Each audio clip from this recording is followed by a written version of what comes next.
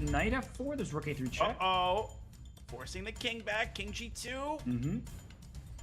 Another repetition is possible. Oh, rook a4, give me the pawn. You lost the pawn. And you lose both in a row. Oh, that means the white can't lose. Yeah. You could just take g3. Done. Oh, f5. That is. Oh, queen f6. Queen f6. Wait, queen e4, I guess. There has to be queen mate d8. here. Okay, wait a minute. Maybe queen No. e4. Any? No, no, no. Oh, rook c4. Oh, he's just seeing everything. He really is. And now knight e2, king h2, and Hikaru still. Can you wait? Still alive. Can you take on g3 in that position? That's maybe the most clear cut. Oh, you just blast through the gates on the king side. Right. I don't actually see Hikaru's- anything. Oh, rook d4. d4. Wait, What a g4. move. Ah, g4 fg. There's nothing. Yeah. And then hg, I play rook takes g4, cause not king takes g4, because then you take with check, and Hikaru's gonna lose. Wow. And a fist bump from Jules Massard betrays a smile, and that was one of the most unbelievable matches we've seen in a long time in the RCC.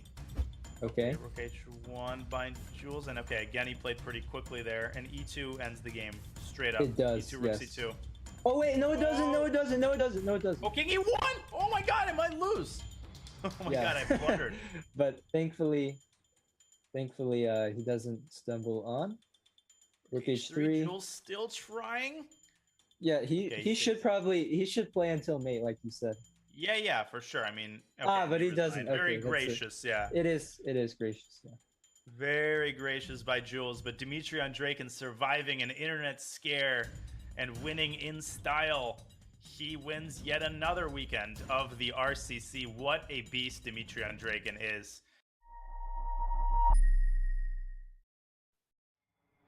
Hello everyone and welcome to the knockout portion of the Rapid Chess Championship presented by Coinbase. I'm Grandmaster Benjamin Bach, joined by legendary Grandmaster Yasser Sairwan. And yes sir, we start off today's action with an epic matchup between Hikaru Nakamura and Levon Aronian. Yes, we do, Benjamin. Talk about starting the knockouts with a bang. Hello to you and hello everyone. Thank you for joining us and spending your weekend with Ben and I. Yeah, this is a special. I mean, when Levon and Hikaru cross swords, I really think that these are just two great gladiators, and it's just a pleasure always to call their games. Truly, I think of it as a toss-up, but because Hikaru just has so much blitz, so much rapid, so much bullet skills that I make him the favorite. But look, on any given day, Levon can beat anybody in the world, and that includes Magnus Carlsen too.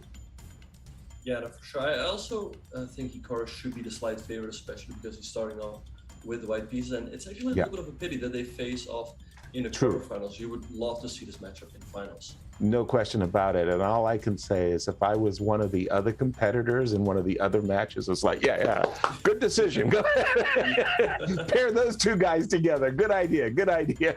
Who do I get?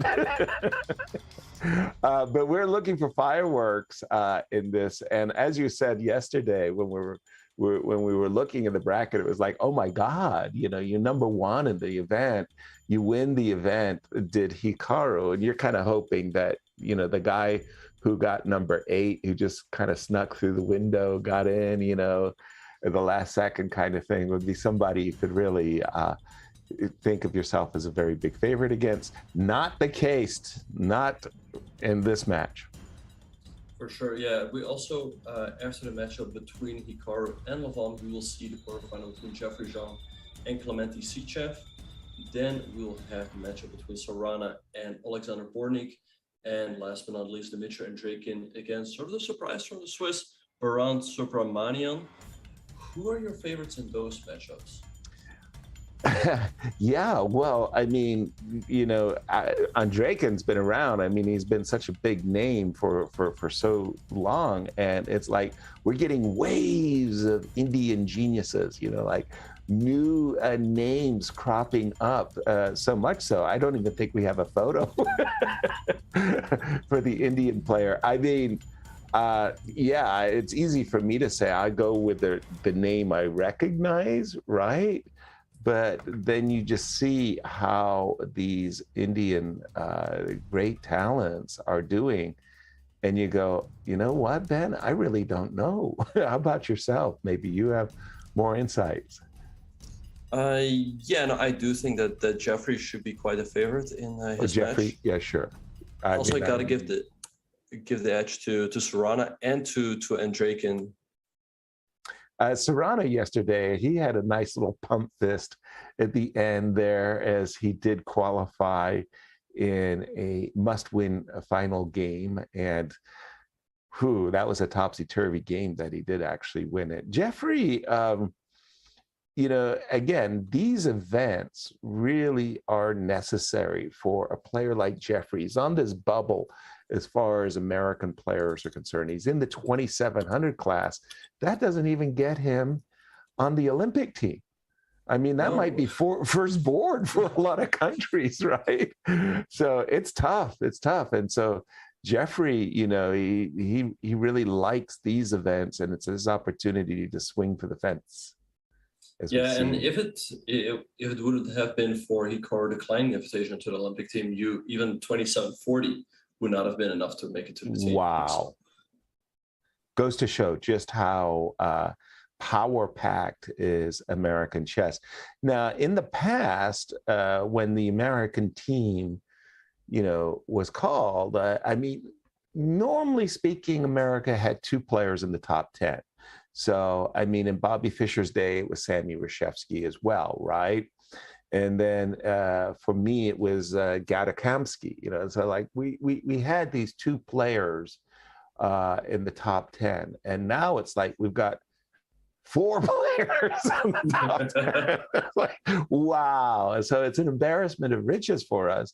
And truth be told, we could easily field, you know, 2 very, very competitive, you know, medal-like teams in these championships. So I'm teasing Rex Singfield these days that we've got to host an Olympics so that we can showcase all the talent that America has. I think that'd be great indeed. But yeah, talking about the upcoming Olympiad, do you see any team stopping the US from winning the gold? Well, when you take Russia out of the equation, that's tough.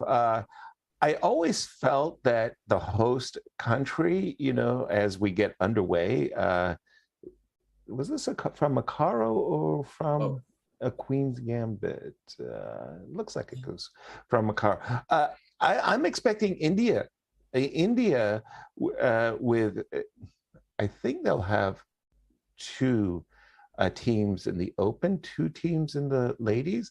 I'm expecting the Indian players to have some very challenging teams. As we'll get into the games and we'll talk about the Olympic in the moment, this line of the Caro, I've always thought of it as rather dry and that it wasn't challenging for black. Yeah, you are a big Karakan expert. Yeah, it's also my impression. White wants to play on the e5 square. Yep. So maybe Hikaru will move his queen out of the way first. We see Levon going for rook b8 to prepare to move b5. Maybe a4 here from white to stop that pawn push. Yeah, a4 is a very normal move there. Sometimes if black misplays it on the queen side, he can get himself locked out. So like a4, a6 invites a5, and it's very, very difficult to ever get in the desired break. Queen c2 hopes to wrong foot the bishop on g4.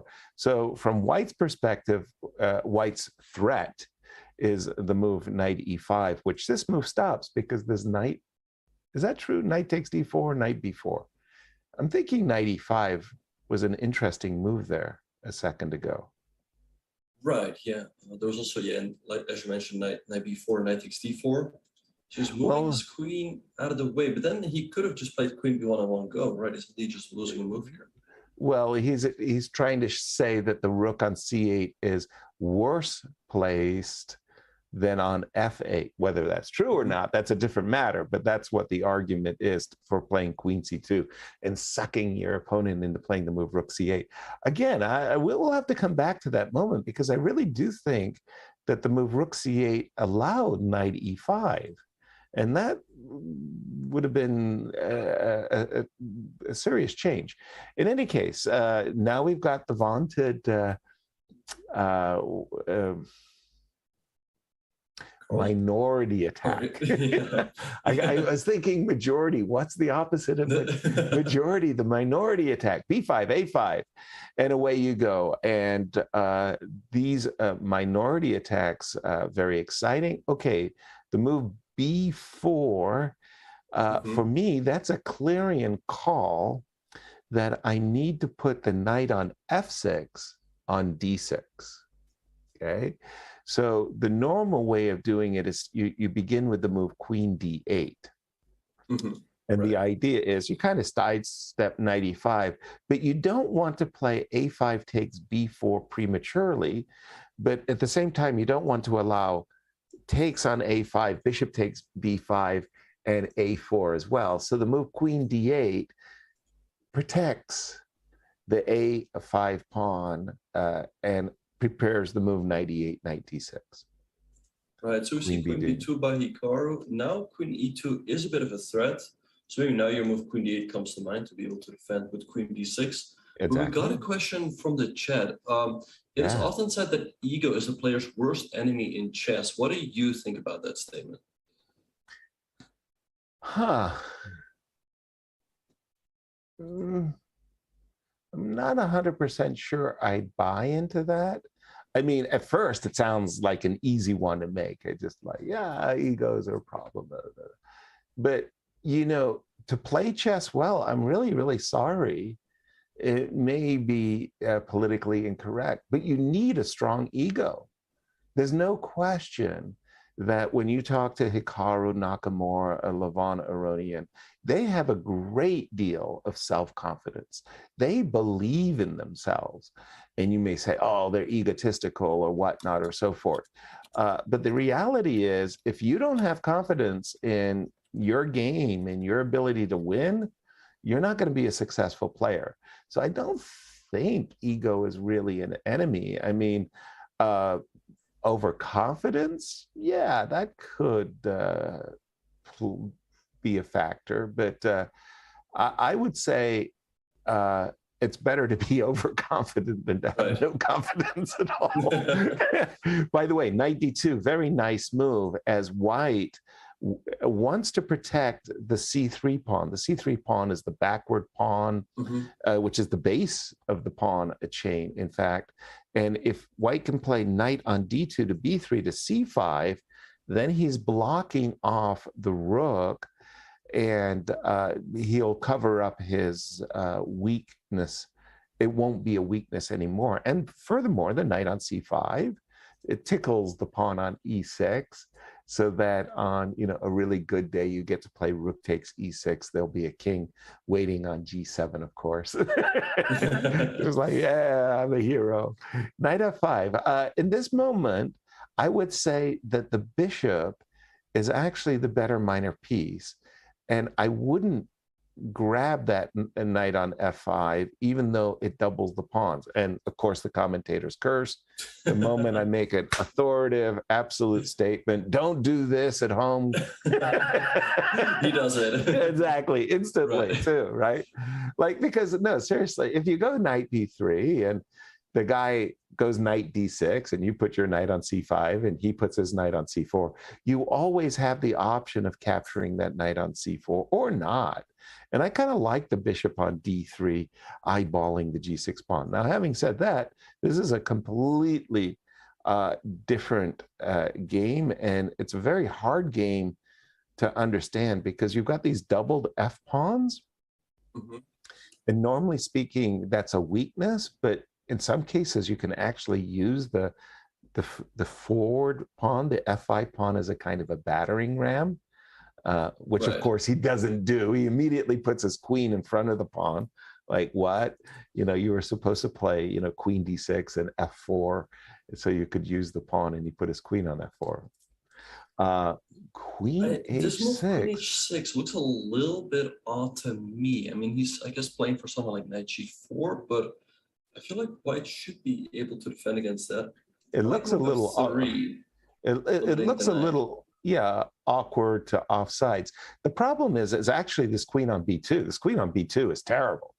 I mean, like just almost any other square on the board. I say that hand in cheek, but no, seriously, the queen on b2 looks terrible.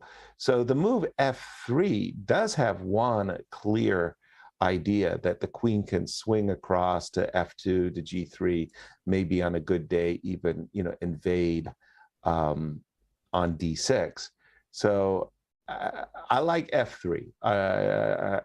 It took away the g4 square, it took away the e4 square for black's knight, and improved the coordination of white's pieces. Having said that, knight d7, I don't know about that move. I guess he wants to go to b6 to c4, but it does feel a little bit slow. And what I also like about Hikaru's, position, or so to speak, is that he's up 3 minutes on the clock here. Ooh. And that can definitely become a factor later on. Yeah, we've talked about Levon's great success in the RapidChess championships. One reason that we both felt was a clear reason for success was his ability, Levon's, to stay ahead on the clock. Now, in Hikaru's case, he's always ahead on the clock. That almost goes without saying. So this big time difference is going to be a huge factor. Rook c1 to e1 kind of plays itself here. Knight to c5, once again, really just that's like a dream square to just stop ideas of knight a4 and to cover up the weakness. And finally, once you play knight c5, you look around as strategy. What does it mean to play strategically? It means that you're asking your pieces, are you happy? Are you happy? Are you happy? Are you happy? Well, white's rooks are happy. White's knights is happy. The queen, not happy. No. Yeah, that's the one thing that white has to improve. So if white plays either queen c2 or queen c1 and goes rook to e7 and then queen on c2 to e2 after the rook has penetrated to e7, everybody's working. Everybody's got a job. Everybody is fully gainfully employed. The knight d7, knight f6 ideas, and the move queen g5 protects the f6 square. Knight d7, knight f6 was a forking kind of threat. And I'm telling you, I think white is nearly got this game in hand. The move rook e7 just looks awesome. Yeah, I think he's got to go for rook e7. I wonder what Levon can do. Maybe a move like rook a8, and perhaps he can try to generate some counterplay on the queen side. Because with the move rook e7, it's not like white is generating an immediate threat, right? Well, in fact, I think he is. So let's say rook e7, rook a8, queen e2. Now, I don't think you could even play the move rook a3 in that circumstance, because you can go like rook check, trade, and knight d7, and you'll be threatening mate on f8. Suddenly the back rank is weak. By the way, f4, f3. Finally, hey, a little vindication. Yeah. He uses his pawn as a battering ram. In this particular case, I believe the move queen e2 would have been met by an immediate knight e3 or a future knight e3. So the move f4 very nicely makes a square. A nice square for the knight. Now, queen f2. Okay, that's a little confounding. Yeah, to me, it's starting to look a little bit uncomfortable for white, because the move rook a3 is going to come, attacking this pawn, and you will also have to deal with this knight e3 jump. So those are two problems you have to keep in mind. Perhaps black can also consider following it up by rook a8 and rook a2. And once again, I don't really see what Hikaru is attacking in this position. Well, again, I'm just kind of frowning about the move queen f2, because I really like queen on e2. I don't think the immediate knight e3 would have been that good. Now, the only thing I'm thinking that Hikaru, does black queen ever run out of squares? For example, let's say I play h4 right here, right now. You're not going to play queen g3, right? I mean, that's kind of helpful to me. But if you move your queen, let's say to f6, that's a decent square. I then want to play g4. And the idea behind the stupid idea, and I think it is stupid, is I was going to go knight to d7 and g5. But I want to, okay, maybe I should start with g4. How about g4 and you're happy here? If black takes en passant, you're going to recapture with the queen, yeah. Because then black lost this square. When you play when you play en passant, then you don't have that square, right? The e3 square is, yeah. But I'm trying to get into Hikaru's mindset there, because the move queen f2, to my mind, you're playing queen f2 because you want to play g3, or because you want to play h4. I don't understand exactly what the queen is doing purposefully on the f2 square. So that's why I was thinking that maybe he's playing for h4 and g4, or g4 and h4. I don't know in which order. It looks peculiar, to say the least. Right. And I was just wondering, right? Some people were speculating, is Levon perhaps Fabiano's second? If you look at the rooms from which they are playing, does that look like they are in the same hotel? Wow, you got me, Mr. Investigator. Boy, first of all, let me boldly state the obvious. Fabi and Levon are very friendly towards each other. I've spent a lot of time in St. Louis. I've gone to a lot of parties in St. Louis. I've played a lot of blitz chess and bug house with the two, and they like each other a lot. There's no question they like each other a lot. Now, does that translate to let me be your trainer, let me assist you? Well, that's a different. I mean, I wouldn't want to speculate, especially on a hotel room. But I do know they get along very well, and it wouldn't surprise me. No, why would it? But at least I have no knowledge. By the way, he did play g4, which was he's trying to justify queen f2. But the problem I have with g4 is now if you play knight e3 right here, like right now. Let's say we go h4. Oh wait, sorry, my rook is under attack. Exactly. Then, oh, well, that helped a lot. Taken. The Maybe there was Ampasan, rook e5 instead. yeah, I was expecting g4, knight e3, rook e5, queen d8. Wow, okay. Now we're going to see rook to d7, rook takes c3, rook, no, f3 is hanging. I wanted double rooks on the 7th, right? But f3 is happening in that case. It is a little uncomfortable for Hikaru, I would say. I think so too. Levon controls the second rank. If he could get in rook a8, let's say rook d2 and rook a2, Hikaru might be in a lot of trouble. And I don't see how he gets rid of those rooks that quickly, that easily. Well, one of the things is, it's amazing. Doubled rooks on the 7th are great, except when there's a pair of minor pieces on the board. Like you've got doubled rooks on the 7th, and I've got a anchored bishop on g3. There's no mate. Right. So if I could go knight to d7, knight f6 check, pick up the pawn on d5 and play a move like knight f4, your doubled rooks on the 7th rank won't give you rook g2. I'll protect the square g2. At the moment, I feel like it's easier to play black, but it's probably still within, you know, the drawing guide margin. Yeah, the drawing margin. It hasn't been breached yet. Right. Yeah. Okay, now the minor pieces are off, and what you were saying a moment ago, if Levon played a move, for example, like rook d2, rook takes d5, rook a8, rook takes b5, rook to a2, you're not losing. There's no way you can lose that as black. Probably you got a perpetual check, but yeah, and Levon's setting that up. He's just played the move rook b2.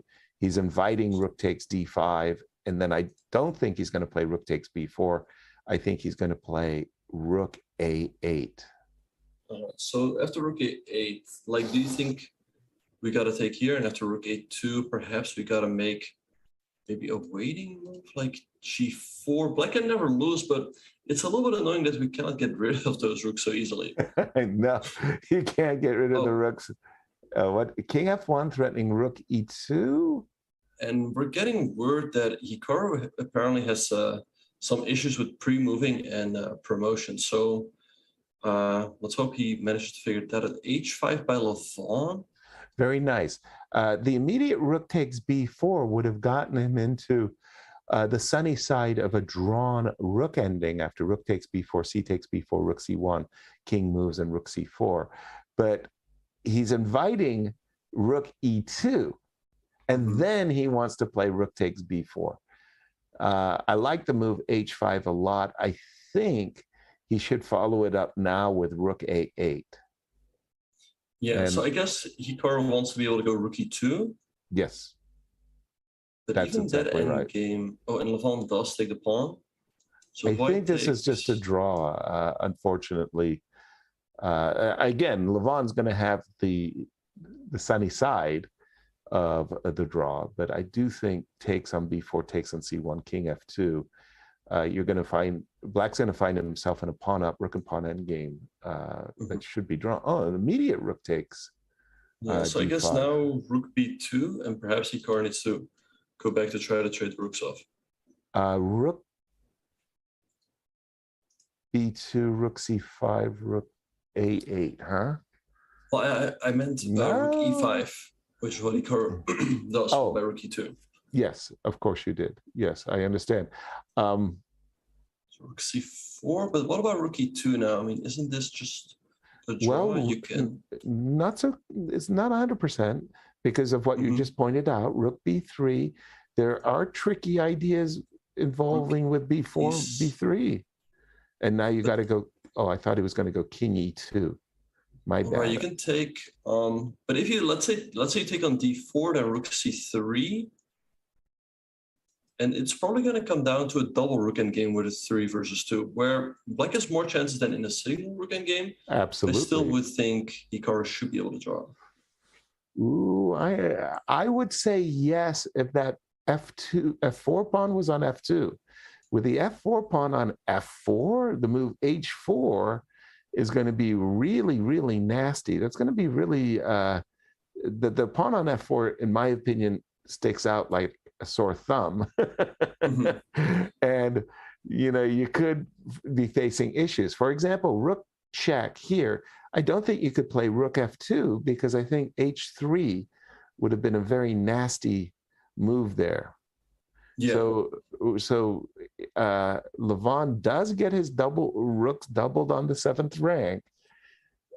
But now that the king is already on G3, okay, Right. I feel that this should be a draw. But okay, in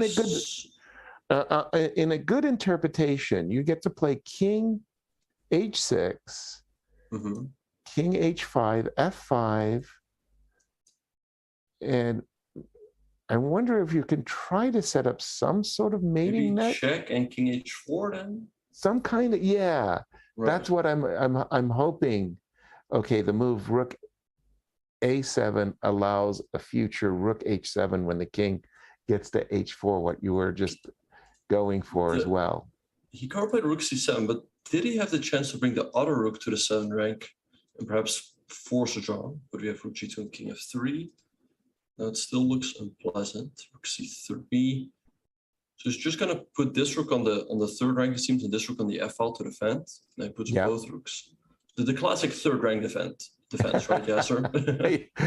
Sure, I know it well. I mean, not exactly the Philidors, but yeah. But okay, I thought that when Hikaru had played the move rook A7, I'm not a big fan of the move king G7.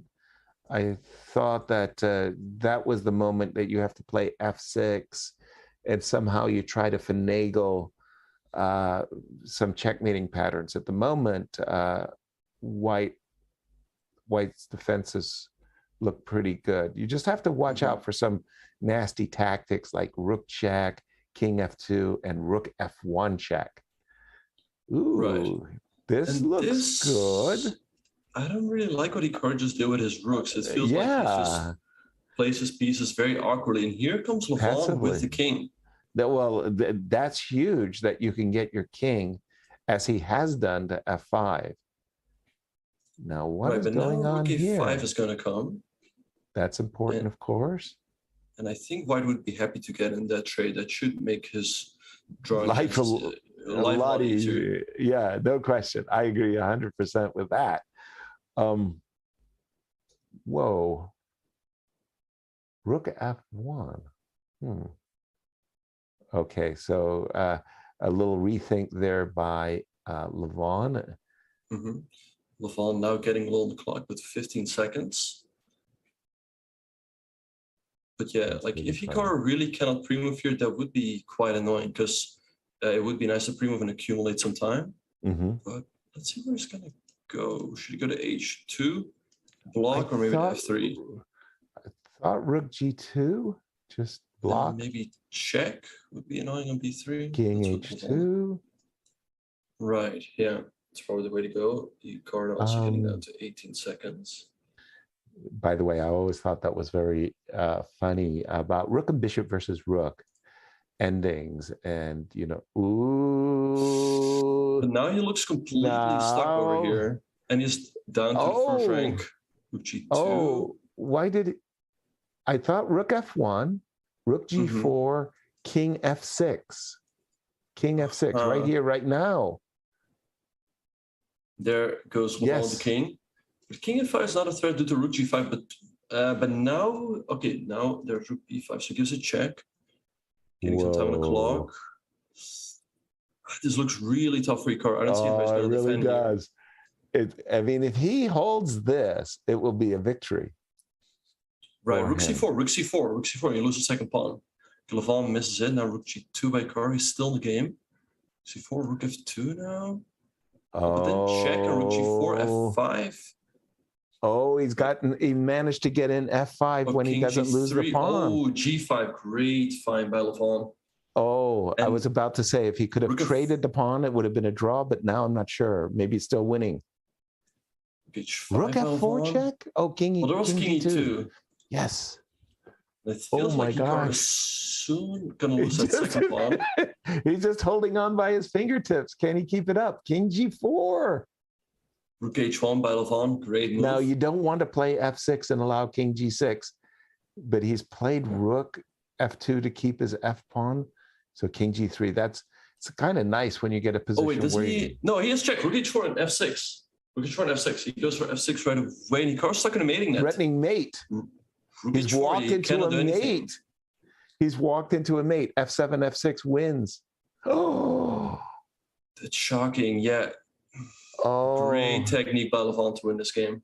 amazing. Bravo. Big smiles by Levon. And okay, you talk about starting with a bang. I mean, winning with black against Hikaru and knocking him out. Oh man, I mean, Levon must be feeling great. Yeah, Whew. for sure. Yeah, this. Well, This, if we could go back for a moment early, if you don't mind, because there was a moment in the opening where Levon had played rook hc8, and it looks very nice. You're threatening knight b4, knight takes d4. But there was that moment where I thought knight e5, and the whole tenure of the game would have been drastically different if he had played knight e5.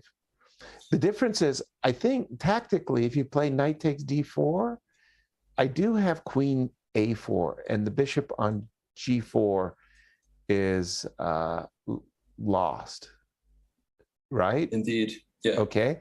And if you play knight b4, if you don't mind just putting that move on the board, knight b4, I wanted to play bishop h7.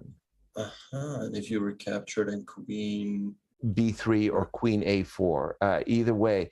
And once again, you know, like I've snipped a pretty decent pawn on the king side, that h7 pawn, and it just changes the fabric of the game. Now, later, I thought that white was better, and then he came up with this queen f2 position, Benjamin.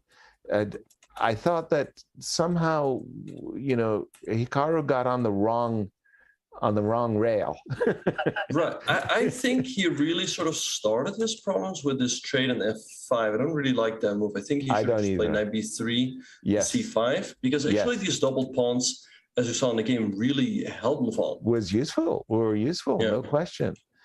And yes, somewhere, I thought rook e2, f3 and rook e2 were great. You go ahead and put those moves on the board. f3, knight d7, rook e2, knight b6. Over, this. And right here, instead of queen c2, go back just a moment. Right here. How do you like the move queen c1? I think that probably would have been a better idea to try to get off the queens, because later on Black really managed to get the initiative. That'd be annoying, right? With the queen. The queen got annoying. Yeah, eventually, f5 and f4, yeah. Eventually, White ended up trading the queens in such a way that his king side structure got split. So trading the queens right now with queen c1 would have, you know, again, hindsight being, 2020. But let's see where things really went wrong. What was a key blunder? So here, Hikaru was already under. Now here, I don't like. Sorry, if we could go back after the move rook a3. I really don't like Hikaru's choice. Let's just say, I don't know. Let's say in this position, maybe rook d7 and just sack the pawn somehow. Yeah, this is the type of thing that I'm trying to justify. Like I get these really, really nice doubled rooks. So But the problem is knight e3 check runs interference, and that really hurts. I don't like the move rook c1. I've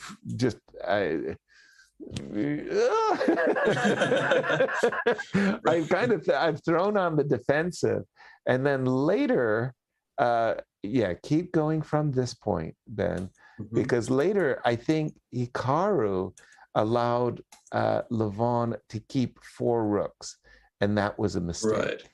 Right. Yeah, and I was wondering here whether he could capture this pawn. Levon, I think he should have. Rook here. Exactly. Let's say we take and rook a2. It is of course really annoying to allow this, but Black doesn't generally really have a threat here, right? And maybe we could just start pushing one of these pawns. Exactly.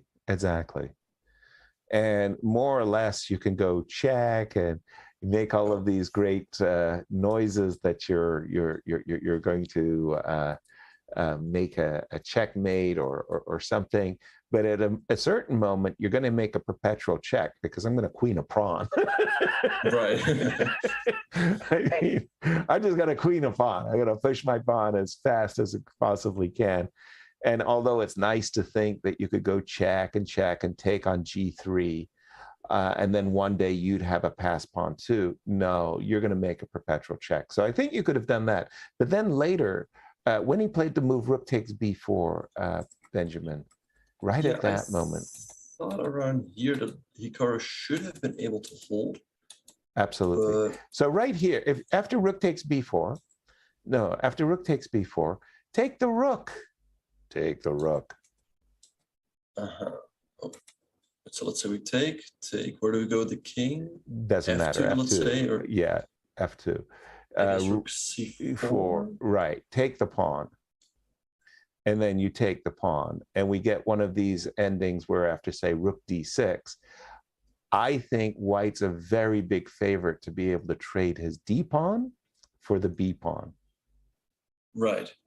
Yeah. And with only one rook on the board, this should be a pretty standard draw because the 2 rooks can create a lot of checkmating attacks with one rook can do as we saw. And then whether Hikaru could hold that 4 rook ending, that's debatable. As we've seen in practice, there's so many ways that Black can maneuver and wrong foot you, and you're playing on the back foot as White. And Levon showed great technique. I mean, he's playing like a rapid chess world champion. I think Hikaru got one chance really to force the draw right around. Okay, so all of this happened. Okay. And this endgame was a lot more unpleasant than I initially thought, especially after the move h4. Yes. But they got to this position, and initially I thought, Hikaru's hanging on. This rook is doing a good job on the 3rd rank. Okay. And it got to this position. I think here, Hikaru could have played the move rook c1, and you cannot stop rook c7. Your rooks are kind of a bit clumsy at the moment. Right, because the king is always hitting this rook. Can't I do what Levon actually did in the game? Can't I play a move rook h5 and rook f5? That is a good question, and the torture continues, I guess. Yeah, exactly. That's what I want to say. Torture continues, but we've got a new match coming up too, as we tip our hats and congratulate Levon as he moves on into the semifinals. What's our next bracket? Right. Jeffrey. Oh yeah, the next matchup in the bracket is between Jeffrey Zong and Clemente Sichev. I definitely think Jeffrey is a big favorite here. I think it's the first time that Sichev makes it into the knockout. Ooh, well, congratulations to him. Do you know anything about Jeffrey's opponent? I'm not familiar with the player at all. I know that he's from Russia. He's rated around 2,500, 2,550. Jeffrey, as we said earlier, he's close to 2,700. So I think Jeffrey, in fact, did make the 2,700. That breakthrough as the play is underway. This Nimzo Indian Queen C2, but then they're kind of borrowing a page from the Oleg Romanician school of chess with this early fianchetto G3, bishop G2. I never thought that this was anything for white myself. I played the Queen C2 Nimzo Indian a lot in my career, and I avoided this variation. But Grandmaster Ben Feingold, amongst others, is willing to go with a busted queenside structure for the dynamic play. Are you familiar with this line, Ben? Yeah, I saw it in Norway chess in the game between Shakir Mamedyarov and Aryan Tari. I believe Aryan took on c3 with the bishop. You can also take with the knight. And after the trade, he played queen c7. Right. And I think he made a draw quite comfortably with the black piece against Shak. Right. I think knight takes c3 has sort of been the main line traditionally. Right. After white recaptures and after bishop e7, white goes for a very quick e4, e5. Yeah, indeed. And then you're relying upon your bishop on g2. Your bishop will come to f4. Your rook will come to b1. And you have this marvelous active piece play for, like I said, the shattered double pawns, split pawns on the queen side. It's not everybody's cup of tea, because if you ever lose the initiative as white, it's like you're gone. it's like you're depending upon the initiative for your static weaknesses, right? Mm-hmm. Right. So you got to keep you got to keep up the pressure. And Black's thinking bishop c3, knight c3, bishop c3, knight c3. What will he choose? Yeah, it's not a good sign for Black that he's thinking in the current position. Because, yeah, as you said before, this is a theoretical position, and I'm sure that Jeffrey still has some preparatory pre-move. Oh, yes. To move pawn takes. He already has a 2.5 minute advantage in the clock. Yeah, I think that's a safe pre-move, right? Right. b2 takes c3. There's some risky pre-moves. That one was safe. Okay. Now queen c7 and d7, d6, and you start to think as Black, how do I neutralize this bishop on the long diagonal? Oh, d7, d5, sorry, complete change of direction here. Right, so we see d5 by Sichev. I think that will still play, and now Jeffrey is going for a little bit of a think. So I guess he's got to take here. Black will recapture with the pawn. And now, you know, this bishop also gets active. So I think Shakhriyar ended up sacrificing that pawn on c3. And we see that also happening in this game. With bishop f4. Okay, and did Tari immediately capture the pawn on c3? Tari, I think he made another move, something like queen c5. Yeah, queen c5, queen c4. I'm not 100% sure myself, but yeah, I was thinking that queen takes c3, a trade on c3, knight takes c3, rook f1 to c1, and a kind of at the end of the day end up with a very powerful. Careful, does the knight get trapped after knight e4? Yes, it does with f3. Yeah, I thought you had to go to like a4. You go all the way off the edge of the board, and after rook c7, I was thinking, okay, that looks like very decent compensation, because the bishop is ready to go to e5. The d5 pawn is still weak. So yeah, I mean, but again, I feel like this is exactly the type of game that I fear to play as Black. If I haven't done my homework here, you know, I could just be lost right out of the box, right? Something like queen c3, I end up, you know, you know, walking into these openings, that the openings are like a landmine, you know. They're everywhere. Yeah.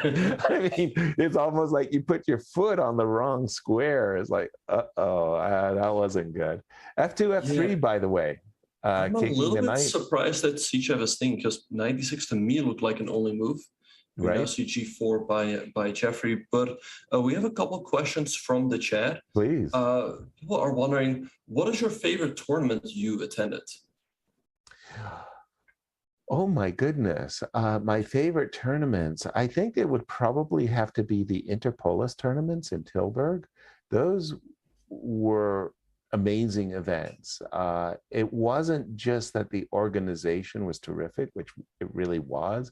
It was really the Dutch audience. I don't know what it is about that particular tournament as well as the Tata Steel, but those Tilburg tournaments were so unbelievably well attended. I mean, I'm talking like 1,000 people.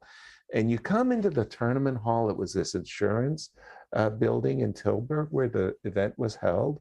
And it was like people were just, you know, it wasn't the selfie crowd, they were the autograph hunters, you know, and the autograph collectors. I don't know about you, Ben, but personally, I love it when people ask me for my autograph. I mean, a lot of, I think maybe, you know, a person, let's say like Magnus, maybe he just kind of gets tired of it. Maybe he just kind of like, he avoids being asked by the autograph hounds. Me, I loved it. I just thought this was great, especially the little kids, man. They got their, they had like the stars in their eyes. You signed their thing and they immediately rushed to their mommy and said, look, he signed my thing. So I liked it. I liked it a lot. And it felt to me that of all the tournaments I competed, the ones in Tilburg had the most autograph hounds. And that was very special. And sadly, tournaments that I really, really loved were in a country that no longer exists. You ask anybody, Bobby Fischer, what was his favorite chess country? And he'd say Yugoslavia. Stop. That was just it. Yugoslavia was a place where there was tournaments all the time, year round, and you know, from Belgrade to Zagreb and all stops in between. They had an enormous number of tournaments, and I mean, I played in Belgrade so often, and those guys, those people would whistle. So what would happen is Gligorich would be sacrificing a rook. And the audience thought that the wall boy had made a mistake, right? Like that he put the wrong move on. And the audience... the rook is hanging now. Like, yes. So they would whistle to the wall boy and whistle loudly like, hey, dude, you put the wrong move. And it was great. Oh, it was heart warming, heart pounding, the palpitations of the audience. You just felt it. So anywhere where there was a crowd of people that really appreciated chess, and that included the Soviet Union. I mean, they were really, really strong players. Those were my favorite events. By the way, back into the game itself, this whole follow-up by Jeffrey. By Jeffrey, F3, G4, E3, I find peculiar. I don't know about yourself, but the bishop on G2, he's probably saying, hey, coach, when do I get to play? Yeah, what's my motivation here? Right. And Black has just played the move H5, encouraging G5. Black wants to play knight to H7, knight to F8, knight to G6. From the G6 square, the knight will be hitting the pawn on H4, and maybe on a good day, the knight could go to E5 and slip into D3 as well. So, you know, all of these nice G4, H4, G5 by Jeffrey have me at least, you know, shaking my head saying, that's a peculiar way of playing. Ben, your thoughts? Yeah, I'm also quite surprised by these pawn pushes by Jeffrey. It feels like Black is a very comfortable position. I mean, this knight on c4 is a beast, and Black right perfect. now is threatening to take. So I think we have to play g5 sooner or later. And then I Right. really like this knight maneuver that you mentioned. And this bishop on g2 isn't doing much. This bishop on f4 doesn't have any targets to defend. I mean, this knight on d4 is pretty, but it's also not pretty doing all that much. Exactly. I mean, pretty as a picture, as Walter Brown would say. The knight on d4, a wonderful central square, but then you say, yeah, but what's it attacking? It's attacking the pawn on b5. Very unlikely there's going to be a follow-up to the attack on the pawn on b5. In the meanwhile, the bishop's on g3, g2. The move bishop g3, I like that, a kind of a prophylactic move, stepping away from a knight tickle, whether it goes to e6 or g6. And here I can get behind f4, f5. I just don't want to play a move like f4 and see the knight swing from c4 to d6 to e4. Ooh, then I'll have to give up my light squared bishop. But if I could play f4, f5 in one go, then I could get behind. Let's say white goes f4, and let's say we would go to maybe, or actually, it would also allow this knight to jump around. That was the knight that I was most afraid of, because now the desired f5, so f4, knight d6, f5 would allow knight e4, and then I think the rook is really good on e4. It really is good. Rook c1 to d1, okay, inviting Black to decide what he wants to do with his knight, whether it should be going to e6 or g6. d6, but perhaps now f4 could be considered. We hit this bishop, this pawn, and Jeffrey goes for it. And I would say Jeffrey does have one thing going for him here, which is the clock. He still has just under 6 minutes, and Black's already down to 3. I must say, the move queen b6 took me a little bit, well, took me by surprise, because this is the one thing that Jeffrey really wanted. He wanted to play f4, as followed by f5, and the fact that now the pawn on d5 can be captured. As white, I would play bishop takes d5, rook takes c3, and in my mind, I've done good. I've traded off what I think is a vulnerable pawn on c3 for a central pawn. And how is the line that goes bishop d5, rook c3, e4? Is that asking too much of white's position? It does feel like it's very loose. Maybe a little overreach, yeah. Right, but there's still rook d2. There's a lot of stuff hanging, but I can't quite figure out a tactic for Black. Doesn't seem like there's an immediate refutation. Bishop d4, Jeffrey's asking the question as well. Won't white, end up with a promising control of the center? You're suggesting knight e4, yeah. Right, because white would be forced, I think, to give up the bishop. I mean, knight takes c3 looks really too dangerous, but he goes rook takes c3 right away. And look at the clock; it's down to 2 minutes already. Ooh. We could also consider f5 and g6 here. f5, a very, very desirable move. I'm still not sure what I'm going to do against knight e4. That has, but you're right. If I could play f5 and g6, yeah, I mean, sign me up for that. I mean, put my, but f5, knight e4, queen f4, knight g3, g6 might run into knight takes g6. Ooh, combinations. Yeah, that does seem to be working out, yeah, because if takes, queen takes, defense, suddenly the queen everything. On d6 comes across. The mysterious queen b6 move is now explained. Right, so perhaps white would just have to recapture on g3 and keep g6 in the position. Okay. Get rid of those picket fence there, the arrows. I like what you were saying there. E4, bishop g4, rook David 2, and yeah, I would like to get in those moves. If I were black, I would be dreaming like, please, please, please, let me play knight e4. Right. like let me. Ooh, and he says, go He for goes it, for go it. for it. I think knight 94? e4, queen f4 instantly by Jeffrey. Because bishop takes e4, rook takes e4 is a step in the wrong direction for white. Rook g4 Right. would be on black's agenda. So queen f4, so knight takes g3. And it might come down to that variation with g6. Knight takes g3. He's recaptured instantly, by the way. Queen takes g3. Yeah. And queen c5 by black. Good move hitting the bishop first. Now Very how is white going to important. defend? Like, I guess it's queen f3 because you don't want. I mean, bishop b3 is a great anchor square, but the move bishop f5 is would that hurt your feelings?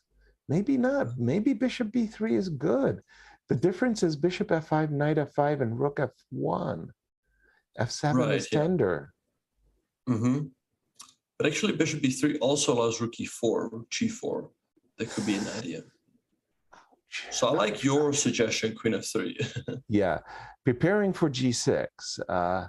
This is really, really double-edged, and the time difference of 3 minutes versus 150, that might be the decisive factor because I mean, it's easier to play when you've got the initiative, but when you've got the initiative and the time edge, yeah, I would think queen f3. But Jeffrey's taking a lot of time here. Indeed, yeah. His time advantage is shrinking. He was like 3 minutes up on the clock. Now it's down to 1 minute.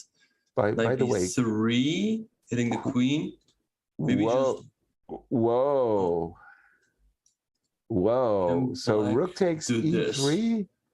What's the idea? What's Jeffrey's idea? Rook takes e3 sets up a very nasty discovered check. You've got to play knight takes c5, right? Or am I missing it? Rook e3, right, and then, knight c5, rook g3, king f2. Maybe that's what Jeffrey has to do. Black could also go queen b6 first, keeping rook takes c3 in the position with a lot more authority. But it's getting down to a minute here. It's starting to look very dangerous. But queen b6, g6, rook e3. Oh, goes rook takes c3 right away. Rook takes c3. Oh, Jeffrey just wants to trade everything, and then g6. That looks really tough to deal with only a minute. Okay, well, you kind of got no choice at this moment, don't you? Don't you have to take with the queen? Or yeah, he's got to take here, I think, because rook takes. We take here, and king f2, I think, followed by g6. So looks winning for white. And there he's done it. As the great Dr. Elad Mishkashki from Vancouver, BC would say, same move faster was better. Hey, bishop e8, we haven't seen that. That's a great resource at the very end of this whole variation that Jeffrey calculated, and he just defends f7. That was a dream. Now can he get his knight to f6 quickly? I'm not sure that was a good move. Knight takes b5, but Jeffrey, the idea is if black takes, we take an f7. Oh, the king steps over, and then rook d8, and we win. Rook to d8. And in the meanwhile, knight to d6 is huge. It's a monstrous threat, Ben. Indeed, yeah, rook takes f5. Pretty much lose the game, I would guess, to knight d6. Maybe. So with 1 second, is he going to flag here? Oh, with 1 second, knight d6. No time. Sacks a rook. But just rook takes, isn't it? It's just over. GF, yes. GF, and h5 is hanging as well. Yeah, wow. h5, you go to a5. Maybe you're not dead. Even. Yeah. Ooh, Jeffrey. Yeah, I thought the time was, you're making a believer out of me, Benjamin. That being ahead on the clock in those critical moments when it comes down to the very end, that extra minute, man, that's 9 out of 10 times. It's a decisive factor. I think black was defended very well after the move bishop e8, but then he slipped with no time on his clock. Yeah, well, I think it was already pretty tough. I really like the move knight d4 by Jeffrey. It seems like white doesn't have a real threat, but actually knight xb5 is very strong. And yeah, he fell right into it. And here, there's just nothing black can do against all these knight jumps. You're just completely stuck here with all your pieces on the back rank. But isn't the move knight d4 a little one-dimensional? Okay, you attack my b5 pawn. What if I defend it? a7, a6? Say your turn. I'm a pawn up. I want to play knight to d7, knight to f6. I could also maybe go this way. Now you're being unfair. Knight to g5. Oh my word! I mean, it's gonna hurt. That is nasty. Oh man. Okay, sorry. Knight f3 was a nasty move. I did not see that. He tried rook e5, knight d5. Did he have any? Was that it? Was that the final moment of the long goodbye? Well, rook e5, knight xb5. There was still knight x g6, with the idea being that if white takes, now we can take here, and we have this f8 square. But the defense is still very unpleasant after pawn takes and bishop e3. And this once again, it looks shaky, but with no time as well. Rook f5. You just feel. I feel like you're just holding on. It doesn't feel like, you know, if you tell me white has a forced win, I wouldn't be shocked. There's no forced win, but yeah, it's very unpleasant to defend. But Truly. This is what he should have gone for. Wow. So yeah, Jeffrey moves on to the semifinals against Aronian. Let's have a very quick look at the bracket. And next up, we will have the matchup between Alexei Sarana and Alexander Bortnyk. Yasser, who's your pick for this one? Again, I'm sorry to show my world-class ignorance, but Sarana, I mean, he's a name I know. I mean, his opponent for me is really unknown, and the same thing in the final quarterfinals match as well with Dmitry. It's like I know those two names, so yeah. There you have it. Well, how about yourself? Bortnyk is a blitz and bullet online specialist, so I think the 10-0 qualification portion suits him well. He's really good in the time scrambles. But yeah, he's rated around 2,600 FIDE. Sarana is like 2,670, 2,680. Has the white pieces in this one. So, a lot of Russian championship experience too, though, right? I guess so, yeah. Yeah. You know, that experience of playing in national championships really can't be underestimated. It just, you know, like, I'm sure, like for me personally, when I qualified for the US championship for the first time, I think it was like 19 years old. It was like, you know, I have arrived, right? Like I arrived, yeah, I'm here, you know, like you got to take me seriously now. And I think that in Russia, you know, qualifying for the Russian championship is this real confidence booster. It's like, you know, I've arrived.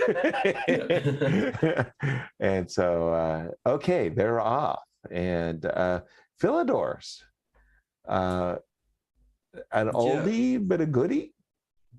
Yeah, Bortnyk very often goes for this setup, but I do think that white is generally a bit better here. I guess he's going to go for something like c6 and queen c7, and maybe at some point a trade on d4 followed by a 95 jump. Right. Or rookie, but he goes for a different plan with b6.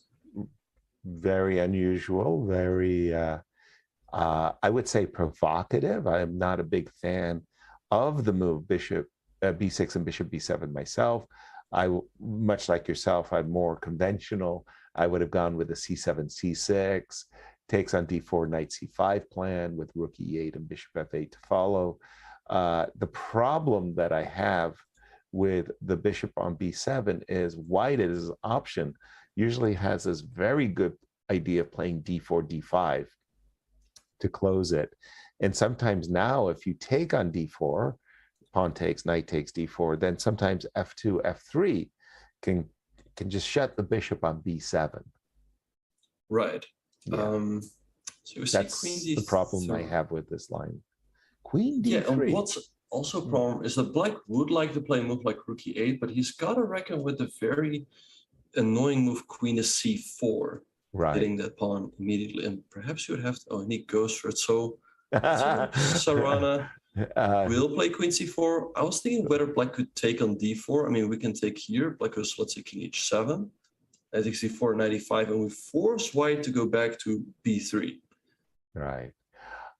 So he's played the move queen c4, which is certainly a very direct challenge, and says, hey, do you want to play d6, d5 and prove your complications, or do you want to take your last move back? Well, rook f8, and maybe he's thinking knight takes e4 and d6, d5.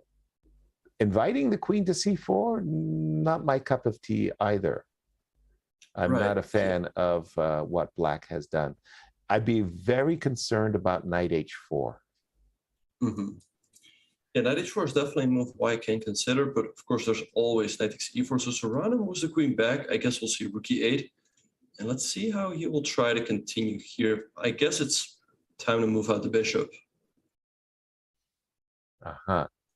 Yeah, bishop e3, recapturing the bishop. I was still kind of stuck there with what you said. Queen c4, rook f8, knight h4, knight e4. And I was stuck on the move knight g6. And I wasn't quite sure what the verdict was. I am threatening the rook on f8 and then the pawn on f7. I guess you could play knight c3. Right. Yeah. Maybe after knight h4, he should have taken on d4 first, but he's played bishop f8 now. Now queen c4 can always be met with a rook to e7, which should be a little bit more comfortable. Is it? So queen c4, rook e7. Let's say I take on e5. I'm assuming you'll take with the pawn, and then I'll play rook d1. You play rook d1 right away. Not bad, not bad, not bad at all. I think this move actually does threaten queen c4. Right. Because there's going to be so many pins. Yeah, there's going to be so many pins that works out in white's favor. I think so too, yeah. I don't see an immediate win tactic for white there, but also I have difficulty finding a move here for Bortnyk. The other thing I want to say is that if I could go queen c4, provoke the move rook e7, I want to take on e5, I want to provoke you to recapture with the pawn, then I want to play knight h4. I keep coming back. I mean, I'm a one-trick pony. What can I tell you, Benjamin? But the knight on h4, getting to either the f5 square or the g6 square with a rook on e7, Black's in trouble. Maybe that last move, rook d1, it's a good move, but it might have been that queen c4 was just a great shot. Yeah, no, it's tough for Black here. And yeah, I do like your plan with pawn takes c5 and knight h4. I actually had a game here, I believe it was in 2013 against the Philidor, and it was also this knight h4 to f5 jump that gave me a big advantage. Exactly. It's a very, very common construct in these Philidor positions, especially where the pawn is on h6. The f5 square is like, the open invitation, And by the way, a big shout out to audience. Once again, thank you, each and every one of you, for joining Benjamin and I and sharing your weekend with us. And we are paying more attention to your chats. So thank you for participating in the conversation through your chat window. And we really appreciate your queries.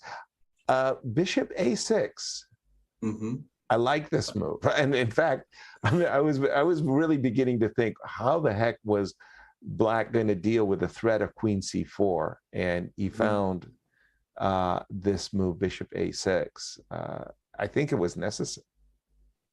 Yeah, I think so too. He's probably got to trade down here, but with all these spawns on the dark squares, the trade should definitely favor white. But there's now Sure. not any pressure on F7 anymore. And actually, Exactly. yeah, as you said earlier, we do appreciate all of our viewers. Feel free to ask us any questions. And we actually had one a while ago. Okay. People were wondering what your most memorable game was versus Kasparov. Well, obviously, the game I won in the Dubai Olympiad, which gave us the victory in the Olympics, as well as the victory speech there. But I must say that the game I lost in the Olympiad in Thessaloniki, I never recovered. I mean, jet streams of profanity from my good person after the game doesn't even come close to expressing my disgust with Gary's behavior. So what happened was I had 2 knights against a rook, essentially, okay? And I thought I was better, and I wasn't. And I was looking to try to figure out how I could play for a win. I saw a number of ways I can make an easy draw. Okay, I'm playing on the Olympic team. I'm black. I board 1. I guess I should make a draw. But hey, look, when you have 2 minor pieces versus a rook, you're looking for your chances. Anyway, I'm burning clock, and I'm down to 10 minutes on my clock with maybe, let's just say 12 moves to go. To the time control. Yeah, to the move 40 time control. Gary makes a move, and he's been playing the moves and pounding the clock, like with an increasing rate of force. This time he makes a move, like dips it in the board, like really like, and then he takes his fist, a closed fist, and pounds the clock. He hits the clock so hard that the table goes down, pops up, and all the pieces on the board fall over. You think that's bad?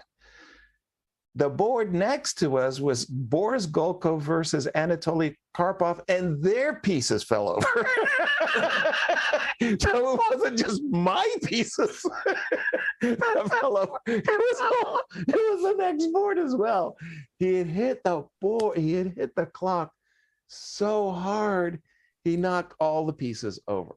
Well, like I said, Gary had progressively gotten worse and worse and worse, and like I was beginning to kind of boil that, he was hitting the clock so hard that it had really kind of like welled up inside me. And now this final blow was too much. That was it. So I was going to hit him. I was just going to hit him in the face. So I had literally stood up my with a clenched fist, I was just going to hit him. And it went through my head whether the arbiter could kick me out of the tournament if I punched my opponent in the nose. Do I get forfeited? I didn't know. I just knew I had enough.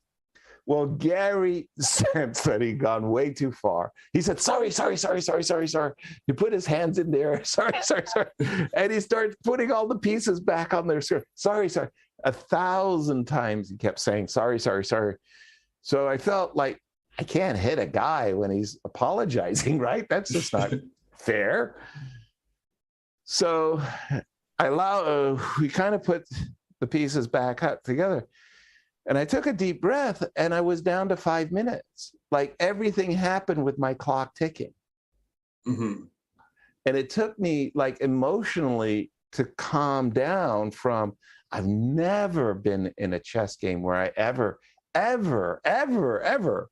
imagined that my opponent was so ill-mannered that I was going to hit him. I mean, it never came down to that. But this time it did. And it turned out that John Vandeville had just had a very similar experience in his games with Gary as well. So he said, I regretted that I didn't hit him. So that game, which of course I did lose, and like I said, jet streams of profanity as I walked back to the hotel. Gary was just one of those people who, put a lot of pressure on himself. He was the world champion. He was defending the Soviet Union. It was a very, very, very tense game, and he went too far. That was all. I mean, and it was really kind of painful game and bad form, I guess.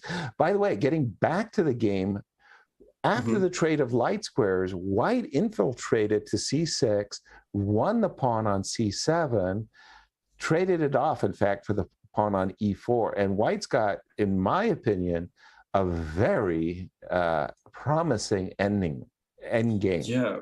No, this looks great for Saran. I mean, look at these knights going to d4 and d5. B5, So it's gonna be very tough for Bortnyk to defend here. But we actually had an interview with him yesterday. Yeah. And let's see if we can pull it up.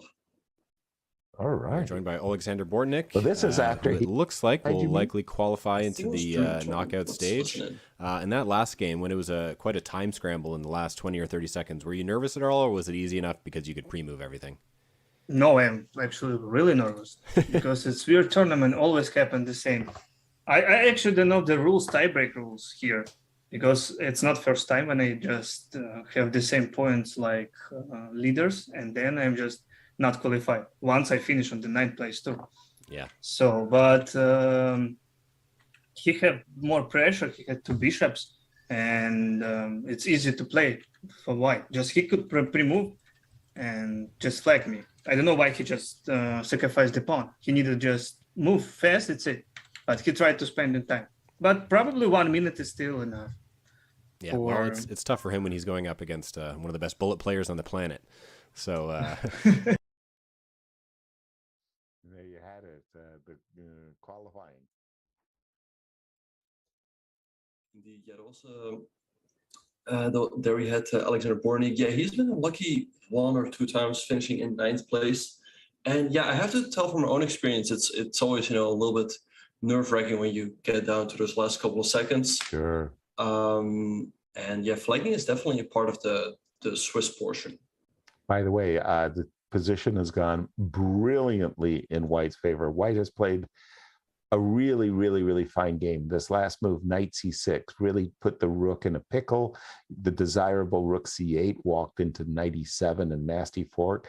Now we get to play the move rook e1, hitting the knight on e4. If the knight were to drop back to c5, then rook to e8. We're threatening moves like knight e7 check, picking up the bishop. Black is in a world of hurt. Benjamin feels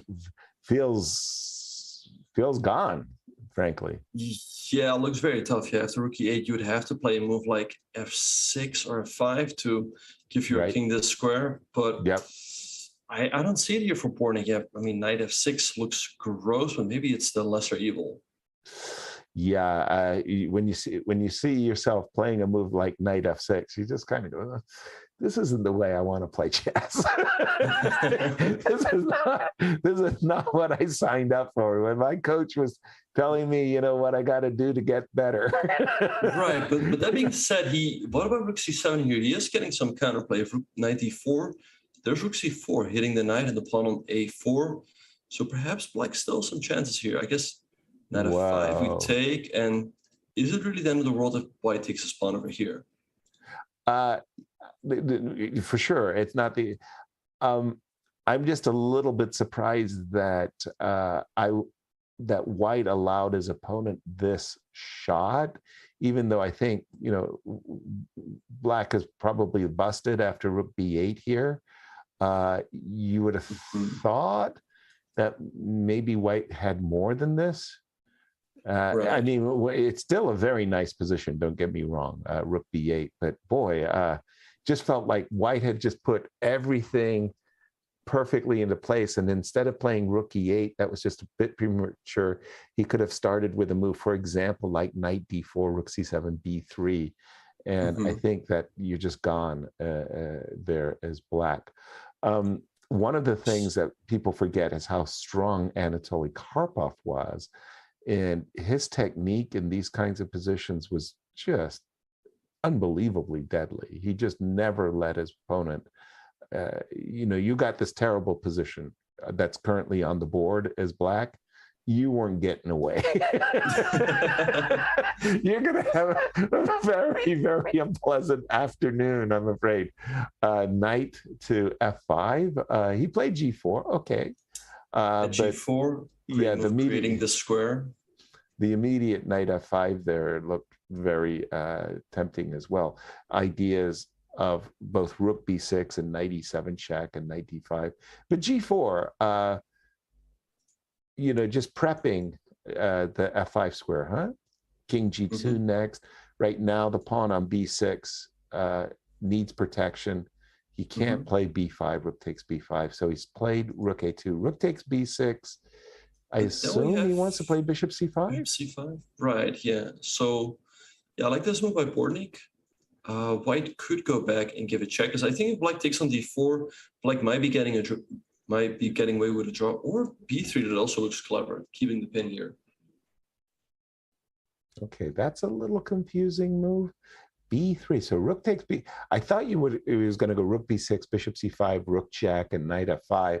It looked to me like that was what White's main plan was. The problem that I have with this move, B3, is that in many ways, the rook on A2 now has the 7th, right? B3, yeah. A4. Yeah, I think Bortnyk is defending very well. He's traded off a pair of pawns on the queen side. Now rook C4 could be an idea, going after this pawn as well. And definitely, White is this pretty knight over here, but is it going to be enough when a lot of material gets traded down? Right. So let's say we go knight to F5 here, Ben. So the idea is, in case of rook C4, we've got knight E7 check and knight takes D5. Although right, but then that's not convincing. Bishop C5, and I feel like black has good drawing chances. Agreed. Wow. This would be a huge victory for black. If he gets away with a draw in this game, I mean, to my way of thinking, that's a big victory. By the way, knight takes H6 check is a completely different rook and pawn endgame. Knight H6 check, king H7, rook F8, king H6, rook F7, king G6. It might be it's 3 versus 3. Yeah, but well, white is on a pawn there. White has 4 pawns versus 3. Yeah, I'm counting the C3 pawn as being dropping, right? But I think knight H6 might be your best, at this moment, White's best chance. Yeah, I think it's a good idea because, well, the C3 pawn is going to drop, but you'll pick up, let's say, this pawn on D5 or B6, and then that's right. Given the fact that you have a 3 versus 1 majority on the king's, that's what I'm banking on. If black takes on C3, you hit H3 right away, and I have to go king G2 in that case. Big moment here for Serrana as his clock is ticking down. Knight E7 was chosen. And he played knight E7.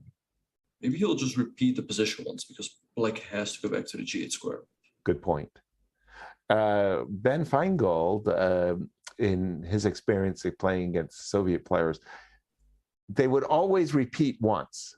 You get 1 move closer or 2 moves closer to time control.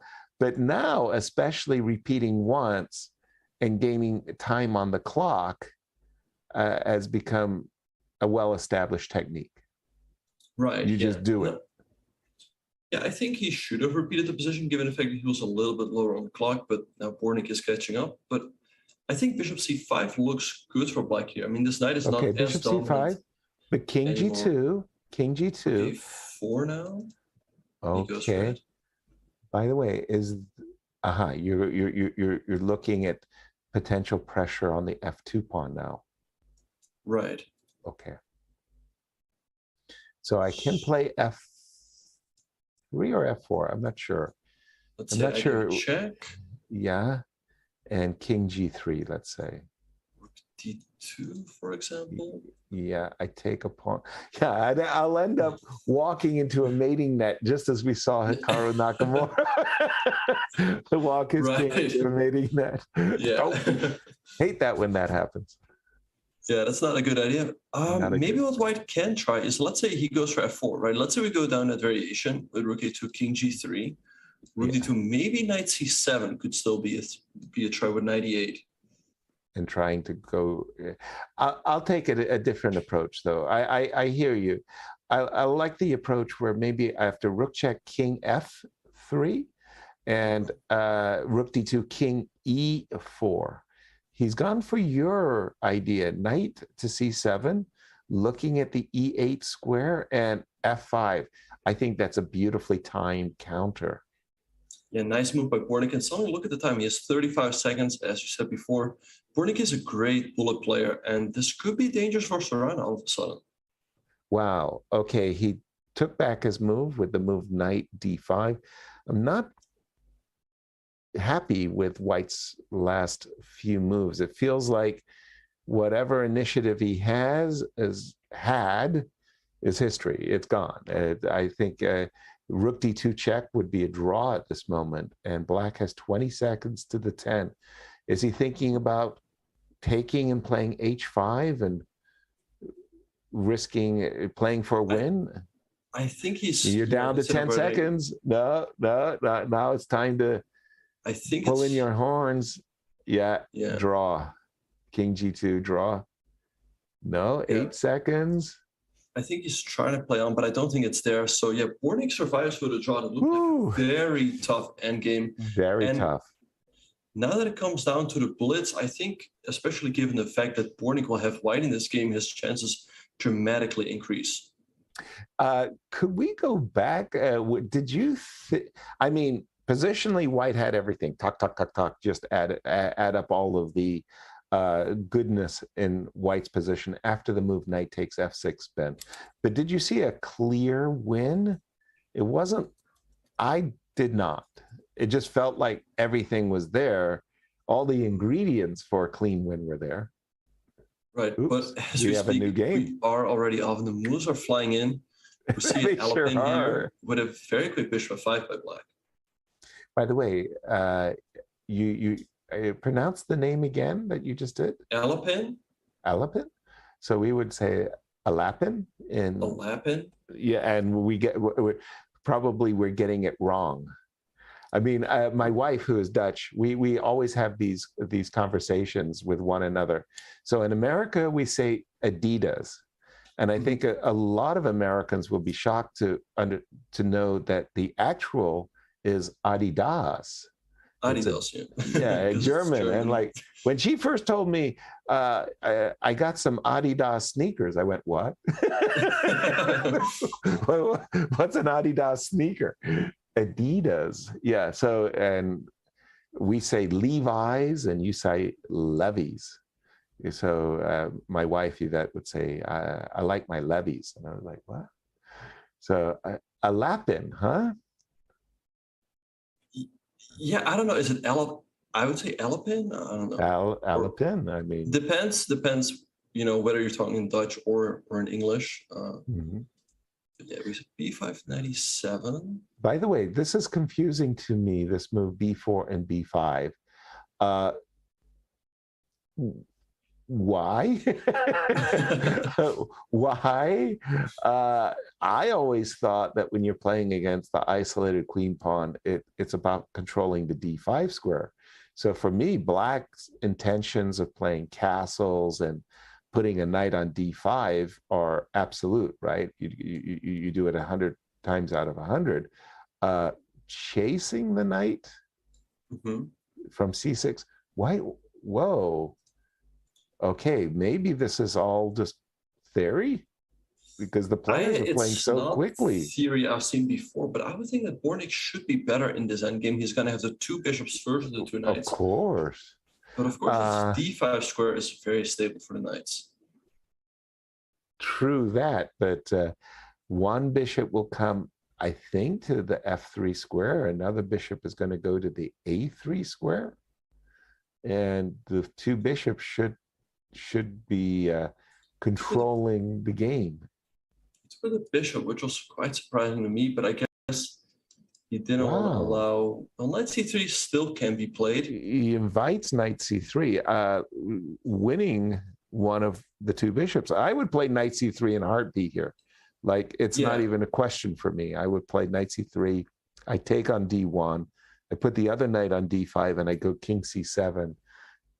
King d7, I'm sorry. And I say, I'm happy. Yeah, I'm not castling kingside. I agree. But, and he goes for it. Now, I think if Black manages to get that blockade, let's say he trades on d1 and goes knight d5, the question is, can White sacrifice and go rook c7? Yes. I'm thinking he it's can, legal. yeah. And that might be just better for White. That's a big statement.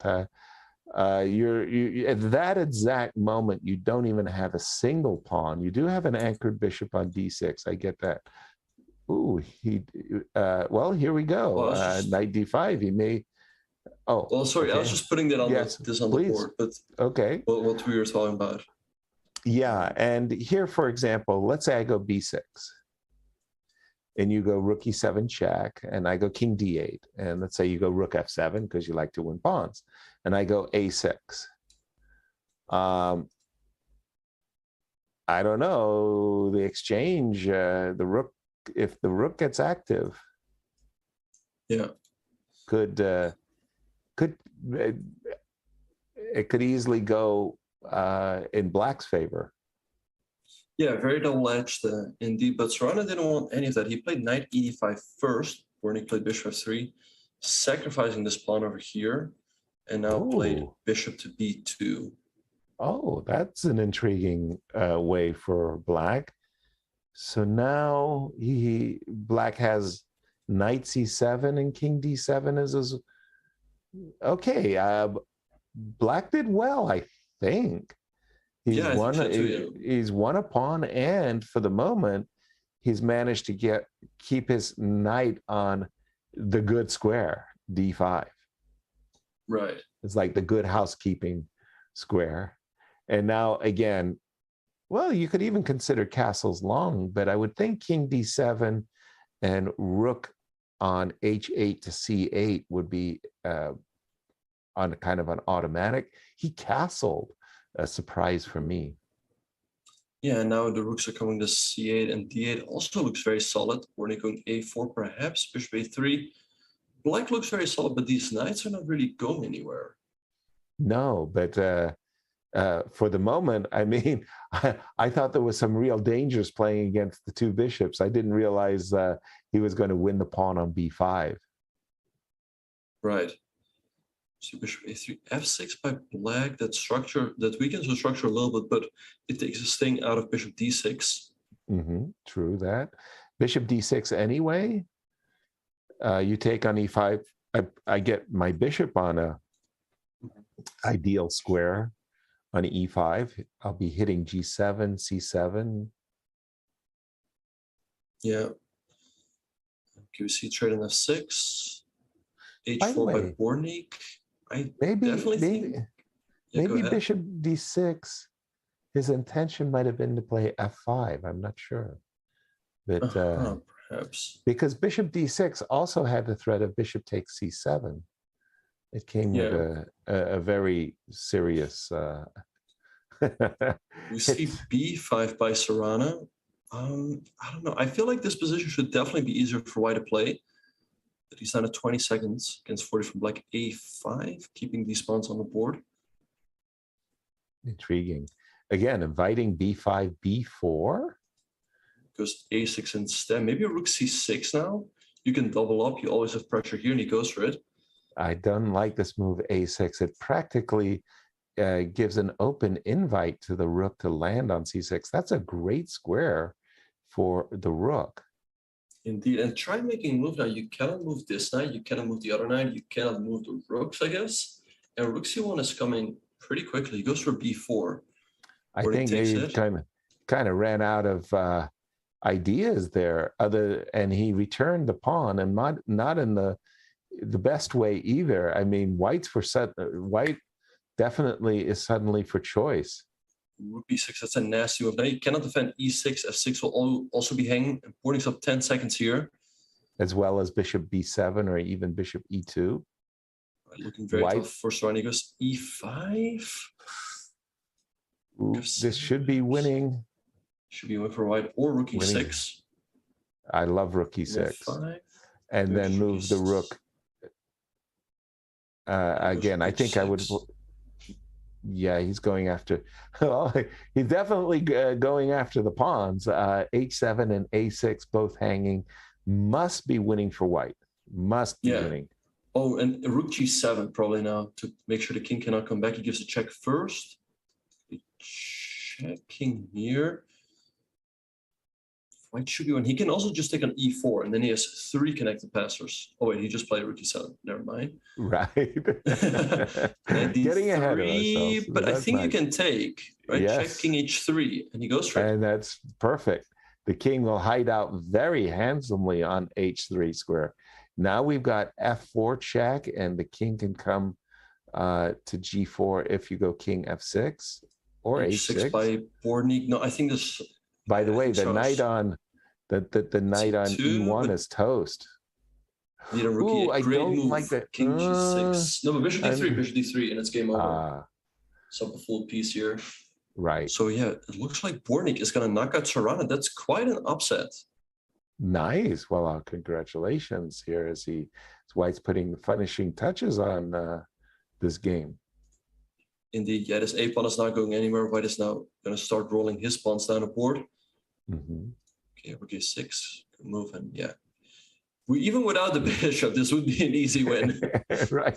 The bishop kind of gets in the way, right? Right, yeah. F5, king g5, just put the bishop aside. Indeed, yeah, and now he starts rolling the pawns down the board. Serrano trying a stalemate trap, I imagine, but I don't see how he can Rook manufacture it. d8 mate is the big... No stalemate. Yeah, just don't allow a stalemate. And Bortnyk White wins, and he moves Wow. on to the semifinals.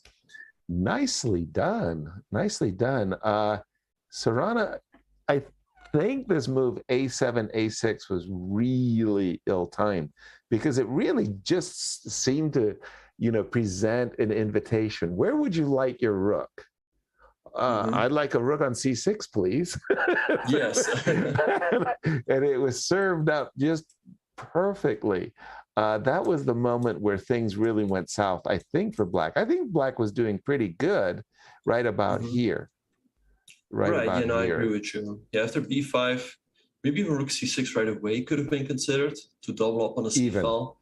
Even, yeah. But especially here, it felt like this came in with a lot of authority. Agreed. Like what? Agreed. And suddenly it's like you're right. The move rook d1 to c1 is a kind of a winning threat for White, and it's not easy for Black. A6 is hanging, e6 is hanging, and a lot of tied up pieces. Yeah, so tough loss for Serrano. He definitely had his chances in the Rapid game, but I think we're very soon going to be moving on with our next matchup between Dimitri Andreikin and Subramanian. Easy for you to say. I think the Indian players must all be laughing at our pronunciation of his name. If we can mess up Adidas and Adidas. Well, all the people were laughing yesterday when I pronounced those NFL players. Yeah, no, you were doing great. You were doing great with the NFL players. I enjoyed that. Fitzgerald. How did you pronounce Fitzgerald? That was good. I think I said Fitzgerald. Fitzgerald. Yeah, that caused a smile. Yeah. Larry Fitzgerald, really great NFL receiver. Phoenix, plays for the Phoenix Cardinals. Okay, wow, a very, very strange matchup because Serrano in the game where he was White, I mean, I felt like those are the types of games that if I have them as White, I expect to win 100% of the time. like you just don't survive, right? You know, Right. the great knight versus the bad bishop, the terrible pawn structures for black. That you know, the fact that Serrano didn't win that game with white kind of set up this disaster in the blitz. Mhm. Yeah, no, for sure. I mean, he was probably also disappointed that he let Bortnyk off the hook.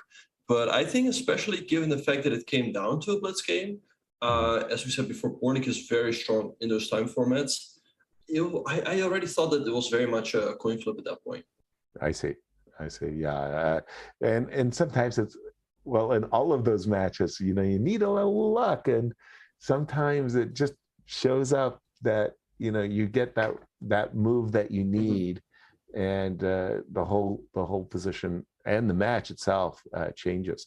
Okay, Right. so who will Dmitry have white in the first game, by the way? Dmitry will have the white pieces. He finished higher in the Swiss. He came third, and GMB or Subramanian, he came sixth. And the players are getting ready. But yeah, so we got another question from the chat. What would your advice be to Ali Reza for his first candidates? Yeah, I played twice in candidates, and I would say that my first experience, my problem was I was very giddy. What I mean by that, first of all, I had a lot of inexperience. Hey, you know, sue me. It was my first time. Second, I was just so happy that I had qualified from the interzonals. So I would say that what you have to do is create a serious complex in your mind. That is to say, you know, forget about the giddiness of having qualified. You're here, take it enormously seriously, like put the pressure on yourself that you have to win. You know, qualifying for the candidates is very, very hard. So there's a certain amount of self-congratulations that you have when you accomplish this great feat. But you've got to put that aside. And this sense of giddiness and happiness that, hey, I qualified, I'm good. No. There's only one real prize in the candidates. Sure, it's a nice prize fund, but the prize is to become challenger. So approach your training as if, you know, it's the most serious thing in the world. You're there to win. That's what you're after. And put the pressure on yourself that nothing but first. Yeah, no, for sure. But that is, of course, what a lot of players struggle from that, you know, only first place counts, and there's just so much pressure on the candidates. Exactly. But if you think to yourself, oh, you know, it's really good that I qualified, and no matter how well or how poorly I do, I will gain from the experience, and it will be helpful to me later in my life. Bull pie. Just forget that nonsense. No. You're definitely here to win, and just put that pressure on yourself. That's the way. That would be my advice, and that would be my advice. By the way, this is, you know, I can't help but think this theory, this position that I'm looking at from this time on up. I mean, it goes back to Michael Tal. I remember John and Michael Tal game where it was like H7, H6 by Michael Tal there had been played. Wow, it's rare. I say kind of wow, because the computers have had such an outsized influence on opening theory these days. I mean, I remember talking with Vishy. Say, hey, Vishy, man, how do you do it? How do you prepare? He says, well, at night, I put the computer deep Fritz on. I put the position into Fritz, and then I go to sleep. And the next morning I wake up, and then I have a workout, and then I have a lunch. And then after my lunch, I go down and I see what Fritz said. Like, Right. okay, that's how the modern grandmasters prepare, you know. And computers have had such an outsized influence on the opening theory. I'm almost surprised when I see the old lines of theory in front of me. Right. I'm expecting that everything, you know, is, you know, the whole bathtub is getting emptied, you know, like everything that we tried to do in the 1990s in the Grunfeld and the King's Indian, it's toast, you know. Anything we did in the Sicilian back in the 90s, toast. Yeah. And it's kind of funny to see old theory at the board. Yeah, it's always interesting that some lines just completely died. They've just been refuted, but some theory still holds to this day. Exactly. It is strange, and we don't really understand, for example, well, just the phenomenon of the open Spanish, the Joko pianos.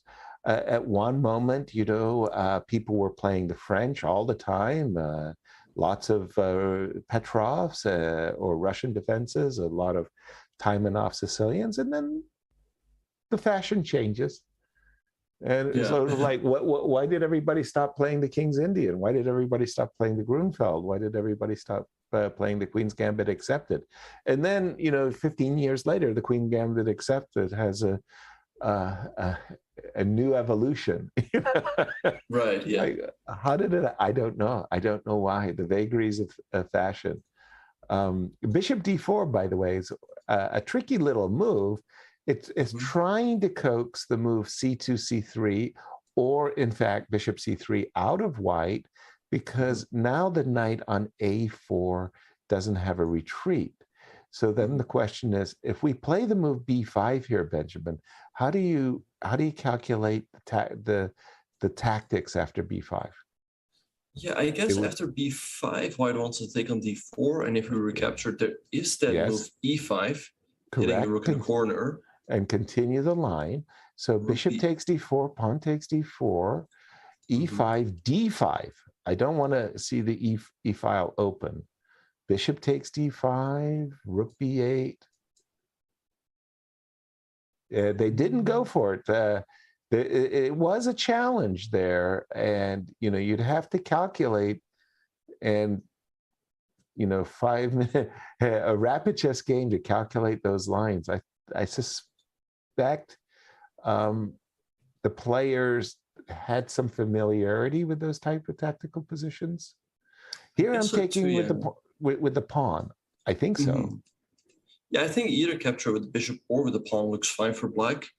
Yeah, and this bishop on c3 looks a little bit clumsy. Perhaps white has to trade and go for a quick c3, but then I would think black should be doing completely fine, because his bishop is a little bit better than that bishop on g2 that's blocked in by its own pawn. Agreed. So pawn takes, bishop takes c5. It's funny, now the bishop, after bishop takes c5, now the bishop on c3 wants to be like on e3. Right. Like the bishop's never happy, no matter how it's captured. Right. Yeah. So let's see how Barath is going to continue here. And yeah, also we had another question from the chat. So you were talking earlier, right? Like you have all this experience from all these great over the board tournaments. Would you ever imagine that chess would be like it is today? And how do you view this whole rise of online chess? Yeah, no. I never anticipated if you go back 20, 30 years and you said, okay, yeah, so what is life like in the 2020s and what will chess be like? No. Did I imagine what we're doing right now? This broadcasting and online commentary in front of an audience who can interface with us, ask us questions? No, that is just, wow. That is just, you know, over the top cool. Right? Like that's inconceivable how cool that could be.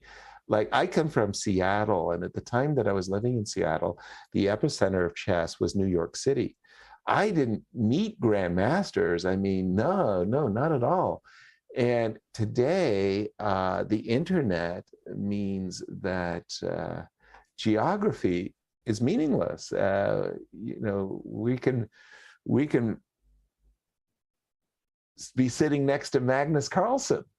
I mean, it's just too cool, right? I mean, right. Magnus could be chatting with you right now, and you're in the audience and say, yeah, but Maggie, how was the party last night? It's like, what?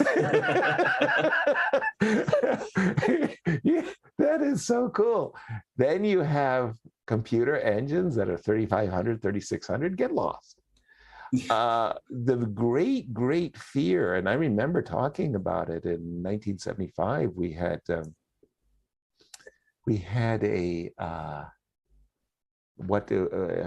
computer, is computer world championship? Yeah, there are computer championships. There was computer championship in Seattle, and international master David Levy, or Levi, David came to Seattle, and he was kind of the presenter of these computer championships. And there was this roundtable discussion: what would happen? What could happen? What happens if the computers beat the world champion in chess? And we all thought that was Armageddon. That would be the end of chess. Like, chess would die, just die. Because then the public would think chess was like tic-tac-toe, some mathematical game. You just put in some formula and mathematical formula and you win. Like maybe blackjack, you play perfect basic strategy and it's just a mathematical game. And then the public would lose interest in chess if a computer could ever beat the world champion. Right. Oh, that was still a big if. Yeah, right? So yeah, first of all, it was a big if. And then it was like, just what we're doing. Everything that we're doing, whether it be databases. Okay, like I came from a period where, gosh, the Soviet championships and getting the games, that there would be these bulletins of the Soviet championships, and they were like solid gold. Just having the game scores of the Soviet championships was something very, very special. Now, the databases, whether it be the Week in Chess or what have you, the databases of millions of games. It's like, what? So all the tools that today's players take for granted, the chess engines, the databases, the online gaming sites, the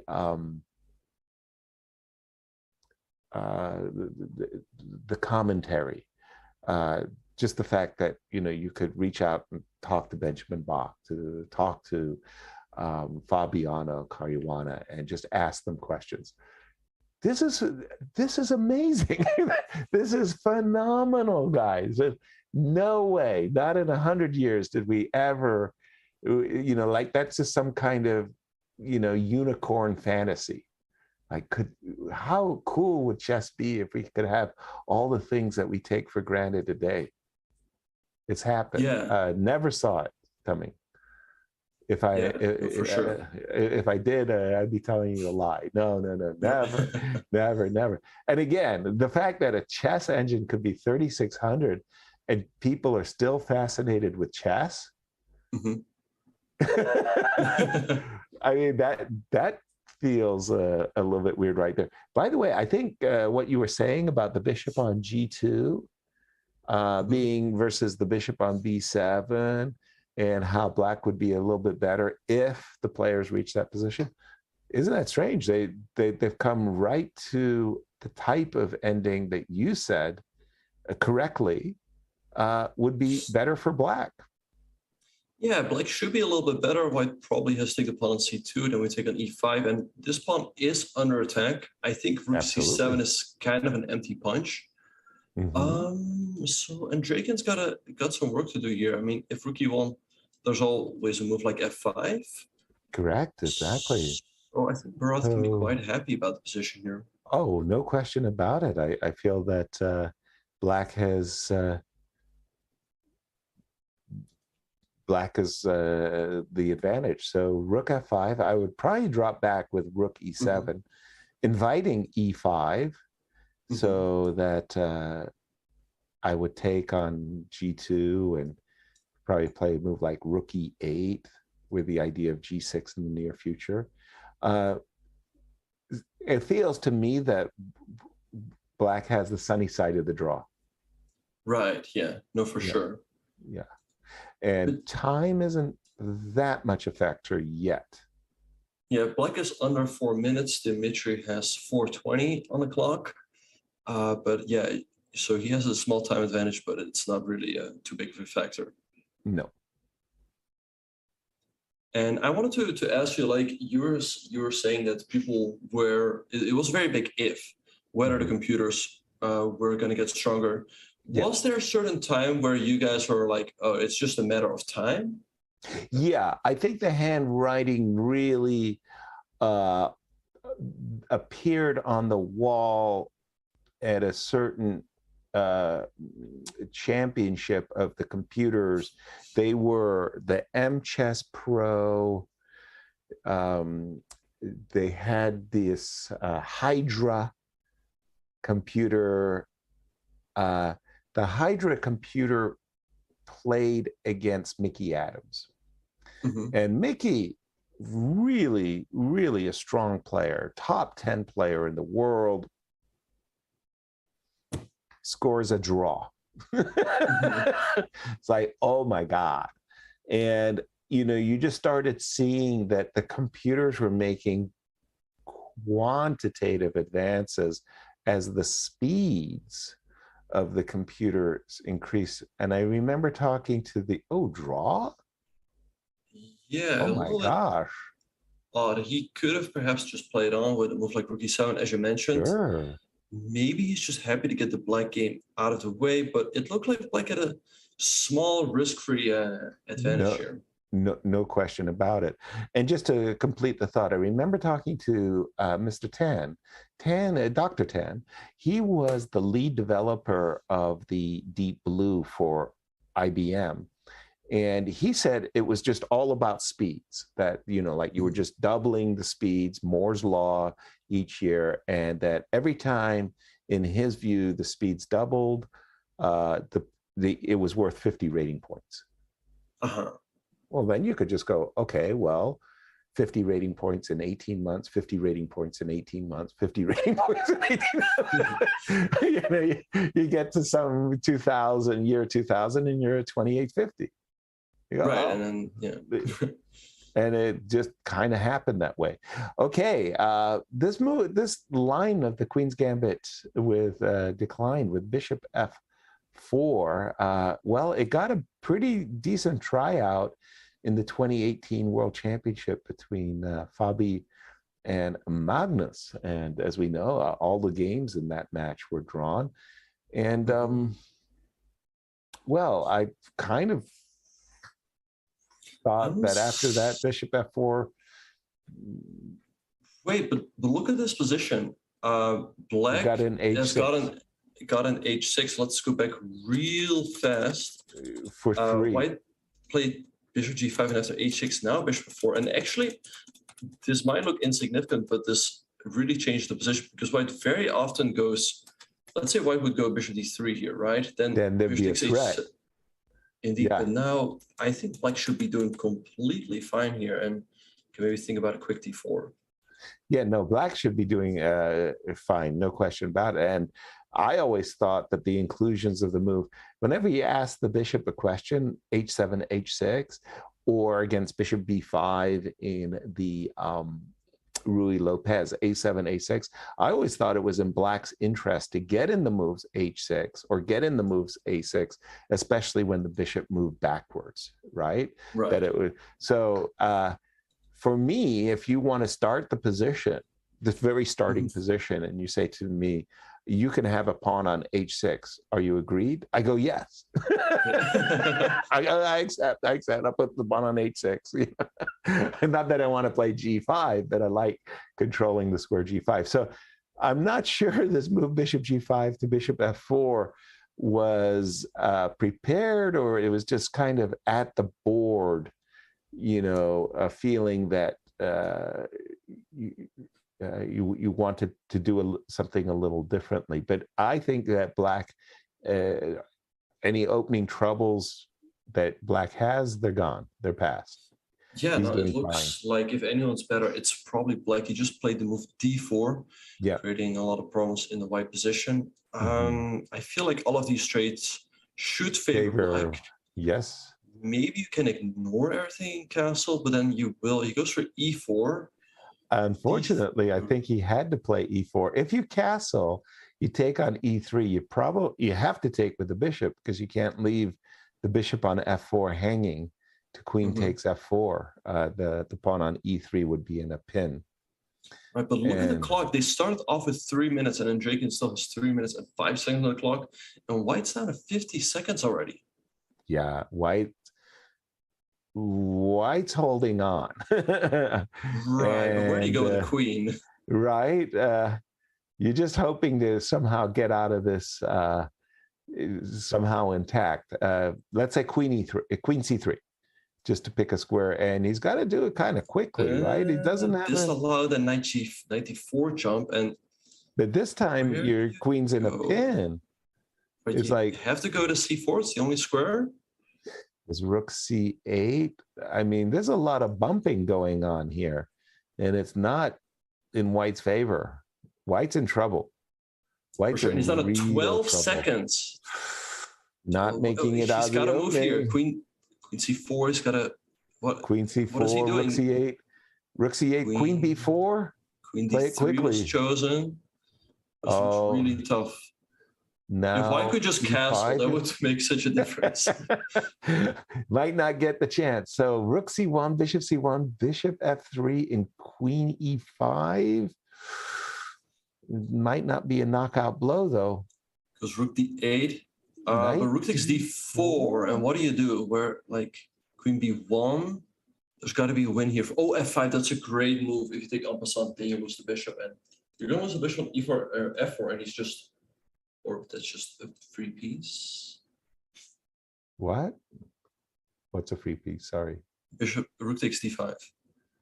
Oh, he doesn't go for it. Checks on h6, but I think just take it or take here. Take here, f4 looks crushing.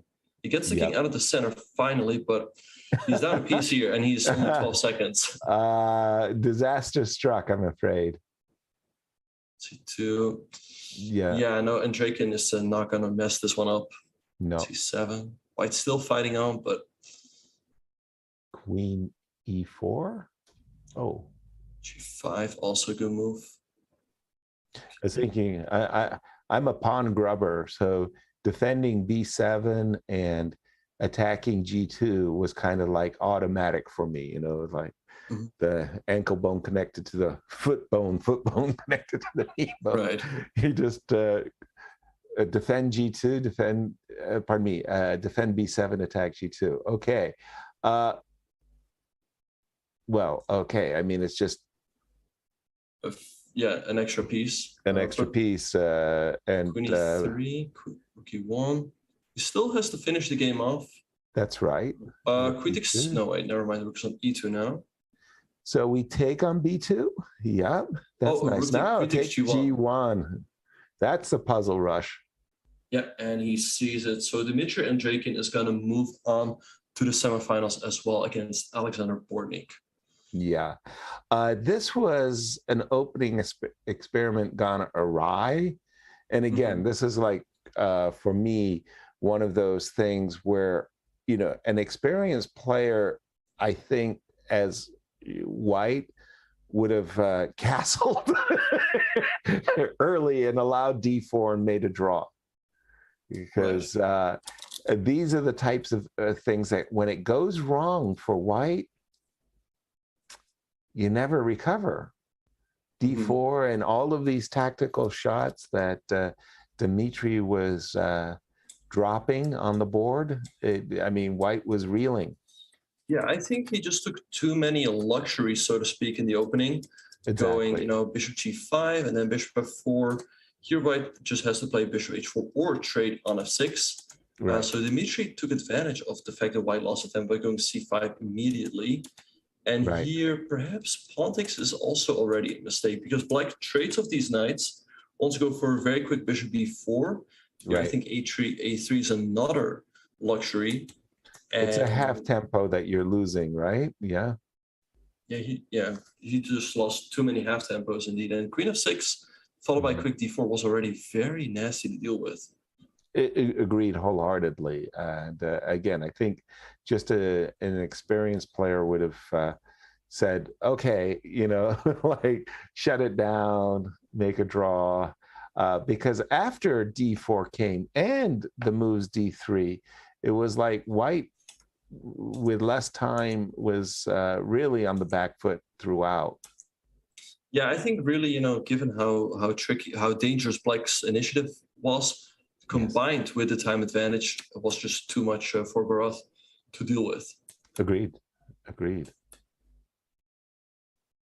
All right, but with all that being said and done, you guys, we are going to be taking a very short break. But don't go anywhere. The semifinals will be coming up very, very shortly. We will have Levon Aronian against Jeffrey Jean, followed by Alexander Bortnyk versus Dimitri Andreikin. We'll see you guys after this break.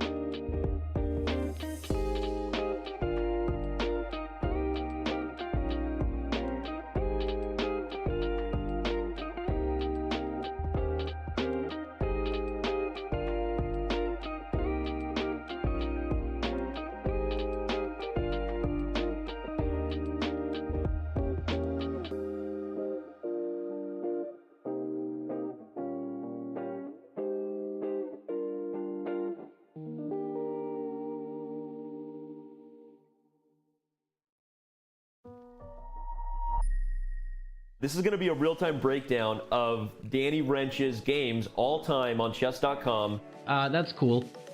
Oh! In the last month, I am playing 83.12. I'm less accurate than them in every stage. Yeah. Man, that stings a little You bit. should Okay. do the more game review. Okay. Yeah, thanks a lot. Okay, so Tuesday sucks. I gotta stop playing chess on Tuesday. Oh, it's because it's Title Tuesday. Look how many blunders there were back in December 2020. And now December 2021, 1,600. Don't look at this number. look at this number. Best. Let's go to tactics. Mates. I'll probably need to work on these ones. Yep. Every single rook fork that has presented itself to me, I have found. No one has a higher percentage of rook forks than I do. Yes, correct. These are literally the knight forks that you missed. I missed knight d6? You saw it just now. What the is wrong with me? I could have done here and then taken this pawn, and I'm winning because my pawns get held together. That's probably the coolest part about this feature. Like these positions against Hess? Rook there for rook e2! And he blunders mid and one! Oh my goodness! I'm awful!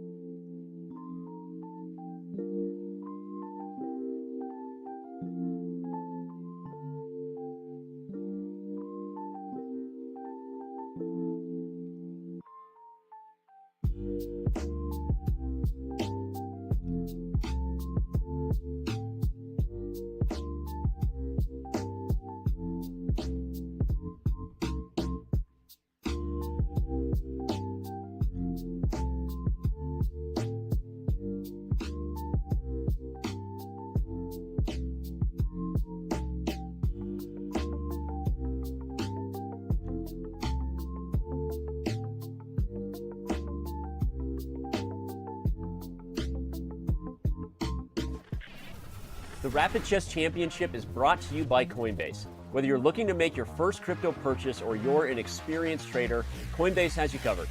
You can earn crypto by learning about crypto at Coinbase.com. Explore DeFi and Web3 with your Coinbase wallet. Get exclusive rewards when you spend with your Coinbase card and much, much more.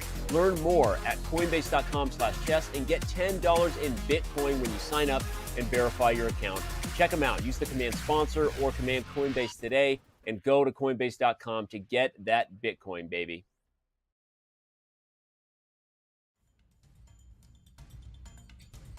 And welcome back, everyone, to the Rapid Chess Championship presented by Coinbase. Yes, sir, we have the semifinals coming up between Levon, Aronian, and Jeffrey Zhang. Do you think Levon kind of won the final before the final against Hikaru Nakamura? Or do you think this matchup is going to be even tougher? A bit of both, frankly. I think that Levon is super, super happy. Like, just, you know, kind of a giddy happiness that he's already, you know, in the semifinal. He got by Hikaru, but he knows Jeffrey, and he knows that Jeffrey is a very, very dangerous opponent. So he'll be very serious. And I'm expecting that this is going to be a fun match to watch. I believe that Levon's a favorite, but is this the position that we have? What? No, this is just, this is Alexis Serrano, who's probably, you know, blitzing off the tilt, losing the match against Bortnyk. We're probably still following him. Okay, because I was about to say, wait a minute, what's going on over there? Okay, so a little tilt going on. I get it. Yeah, I'm at. First of all, who will have white in the semifinals? It will be Jeffrey, because Levon, he came in 8th. That's why he played Hikaru. So Jeffrey will have to bite pieces. So I don't know. I think it's really a coin flip, to be honest. I would probably give the slight edge to Levon, but given the fact that Jeffrey's got white in the first game, makes it pretty even. Okay, we have a Queen's Gambit accepted, a Rubinstein variation with B2, B3, which is actually a line I took up in the late 80s against the Queen's Gambit accepted. I had quite a bit of success as white, as a lot of my opponents unblinkingly would trade pieces, and the pieces they would trade would end up helping me. So what I meant, instead of the move bishop d7, for example, if you had played the move b5, I'd play bishop e2, you play bishop b7, I'd play bishop f3, and it's like every time I was trading pieces, I was the one being helped. Like in this case, my queen would come to f3. If you go queen d5, I go knight d2. My opponents, somehow, they would be helping me develop knight d2, queen f3. And everybody was a good guy. You know? Right. And later, players got a lot more sophisticated, and it was really hard to get a clean advantage with this Rubinstein line, and we're seeing a little bit more sophistication here by Levon, not just playing blindly b7, b5, and allowing white a very promising future idea of a2, a4.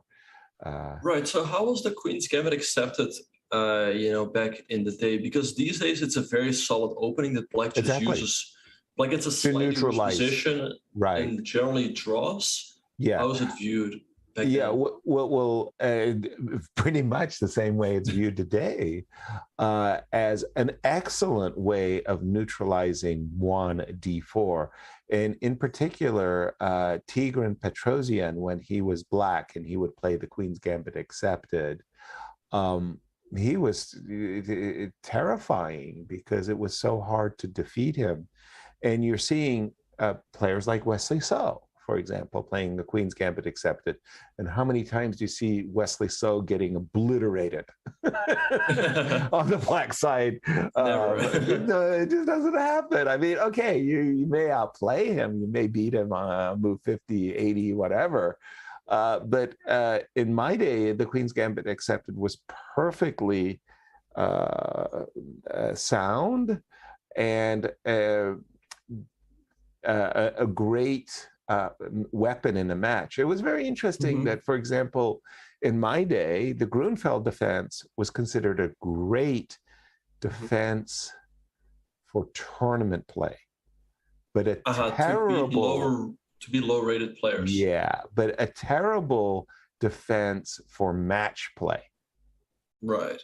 How intriguing is that? And then you kind of think about how today's players take the Grunfeld, and they, MVL, for example, who plays the Grunfeld all the time, but not necessarily a great choice for match play. But Queen's Gambit Accepted, again, it's one of those openings that it seems fashionable for a time. Then people stop playing it. Then suddenly everybody plays it. And normally, normally we blame everything on the world champion. The world champion is supposed to set the trend, right? Well, actually, I feel like, Magnus, he doesn't play these lines like the Queen's Gambit Accepted. I feel like Magnus generally tries to keep, it interesting and tries to get chances with the black pieces. But it's really all these other guys who are trying to kill the game. That's true. Exactly. Magnus, when he plays the Queen's Gambit, he may play it with move A6 on move 3. He's trying to keep the game alive, full, if you will. But I think Magnus is ambidextrous. He plays both one E4 as well as one D4. And because he is very good at both E4 and D4, a lot of his colleagues feel that they too have to be ambidextrous and be able to play E4 and D4. In my day, people did not do that. Right. At all. That's way, way too challenging. It was like you were an E4 player, one Bobby Fischer played E4, or you were one D4 player. And with D4, that also meant English as well, right? But English ready, that family of openings. But to be able to play both, no. That was too tough. You couldn't do it. It amazes me that they can do it today. Yeah, it is quite challenging indeed, because not only do you have to study, let's say you're a D4 player, you want to switch to E4, you have to study all these Sicilians, your Italians, French, the Caracan, et cetera, but you also have to understand those positions that you will eventually get out of the opening. And to feel, them, to have that idea that, okay, these types of endings that come out of this type of Sicilian are not good for me. This ending that comes out of this type of Sicilian is good for me. And that you get through experience, right? So, wow, how could you do this? By the way, back to the game for just a moment, because this is a big moment. By Levon. But Black is inviting bishop c5. Or bishop takes f6. Or bishop takes f6. I thought bishop c5, I thought you have to sacrifice your queen. Rook takes c5, or, you can do it that way. Perhaps like this, because it feels like at the end it does. That's crazy. Sorry, I did. It works in Black's favor. Okay, that was remarkable. I thought you were going to have this. Yeah. Oh, sorry, but Jeffrey took on f6 and now took on d5. So Black's down a queen for only a rook, but he's going to win back material. What do you make of this queen sacrifice? Do you think he has enough? Or I think white should be better here, but we'll probably see the strings. I definitely think white should be better. But if I have to play bishop c4, bc4, I know bishop takes c4, d5 takes c4. I no longer think that Black is worse, because the pass pawn is basically too strong. The rook, bishop, and pawn is full compensation now. So I mean, if white could very comfortably go queen f5 and not have to, no, with the bishops on the board, I beg your pardon. Oh. With the bishops, like if I get two moves for free, queen f5, king f2, my bishop is protected, then it's clearly better for white. The queen is better than the rook and the bishop. Now the question is, can white orchestrate a situation where he doesn't have to play bishop takes c4? Yeah, that's a good question. What white could also try to do, and that's actually what Jeffrey does, is the move f4. Because let's say black makes a waiting move, right? Like g6 here, we could consider trading, and e4, e5. Aha. And I think that'd be a nice way to shut out the bishop. That is a good point with f4. I was thinking that Jeffrey was actually going to play king f2, which is why I had talked about that whole idea of queen f5. But the move f4 also invites the possibility of bishop g4, and then he could move his queen out of the way, and then it's just rook and bishop versus queen, and that's got to be better for white. Right, so we see bishop e5 by Levon, Jeffrey just sidestepping with queen to d2. Quickly. I guess bishop c3 is just a bit of an empty punch. We just go queen a2, and d5 is weak. Exactly. So I don't know how I feel about bishop b5, because now this is hanging, and if we trade on b5, this should be a good trade for us. No, that's wonderful. No, that's wonderful for white. Anything that dings or injures black's pawn structure is great for white. One of the great powers of the queen over a rook and a bishop is its ability to target weaknesses. So it's really remarkable. If you put 5 pawns on the board, from d4 to e3 to f2, and you do the same for black, and you put a rook and bishop and you give a queen, you go, easy draw. It's not even close. There's no weaknesses. The queen can't overwhelm the rook and the bishop on her own. But if there's a pawn weakness, like you were just pointing out, the pawn on d5 or a weak pawn on b5 because it was doubled, then it's like no, the queen just clobbers the rook and the bishop. I mean, yeah, the queen can move so quickly across the board. Yeah, exactly. Just pick up all the pawns, and I think actually, as we speak, isn't Levon in a world of trouble? How do you defend this pawn? Exactly. I don't see it.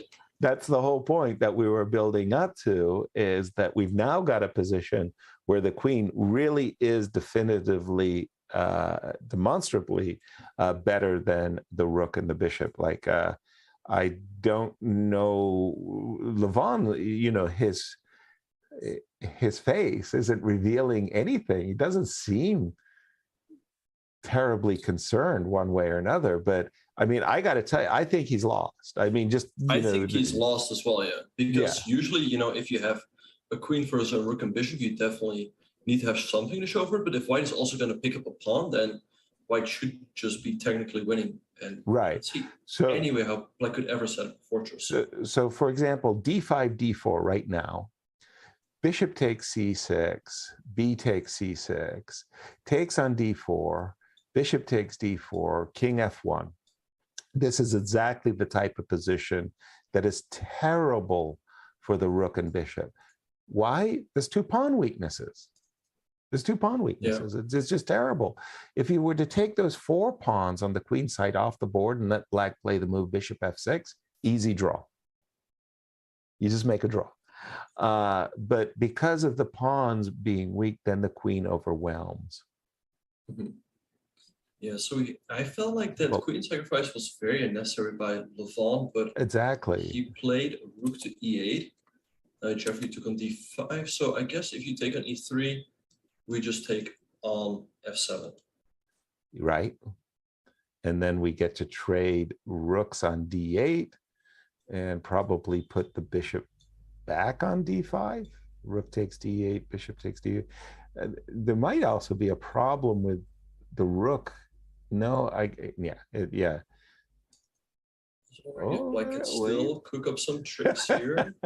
Is there some treachery in the position? King f1, bishop c4.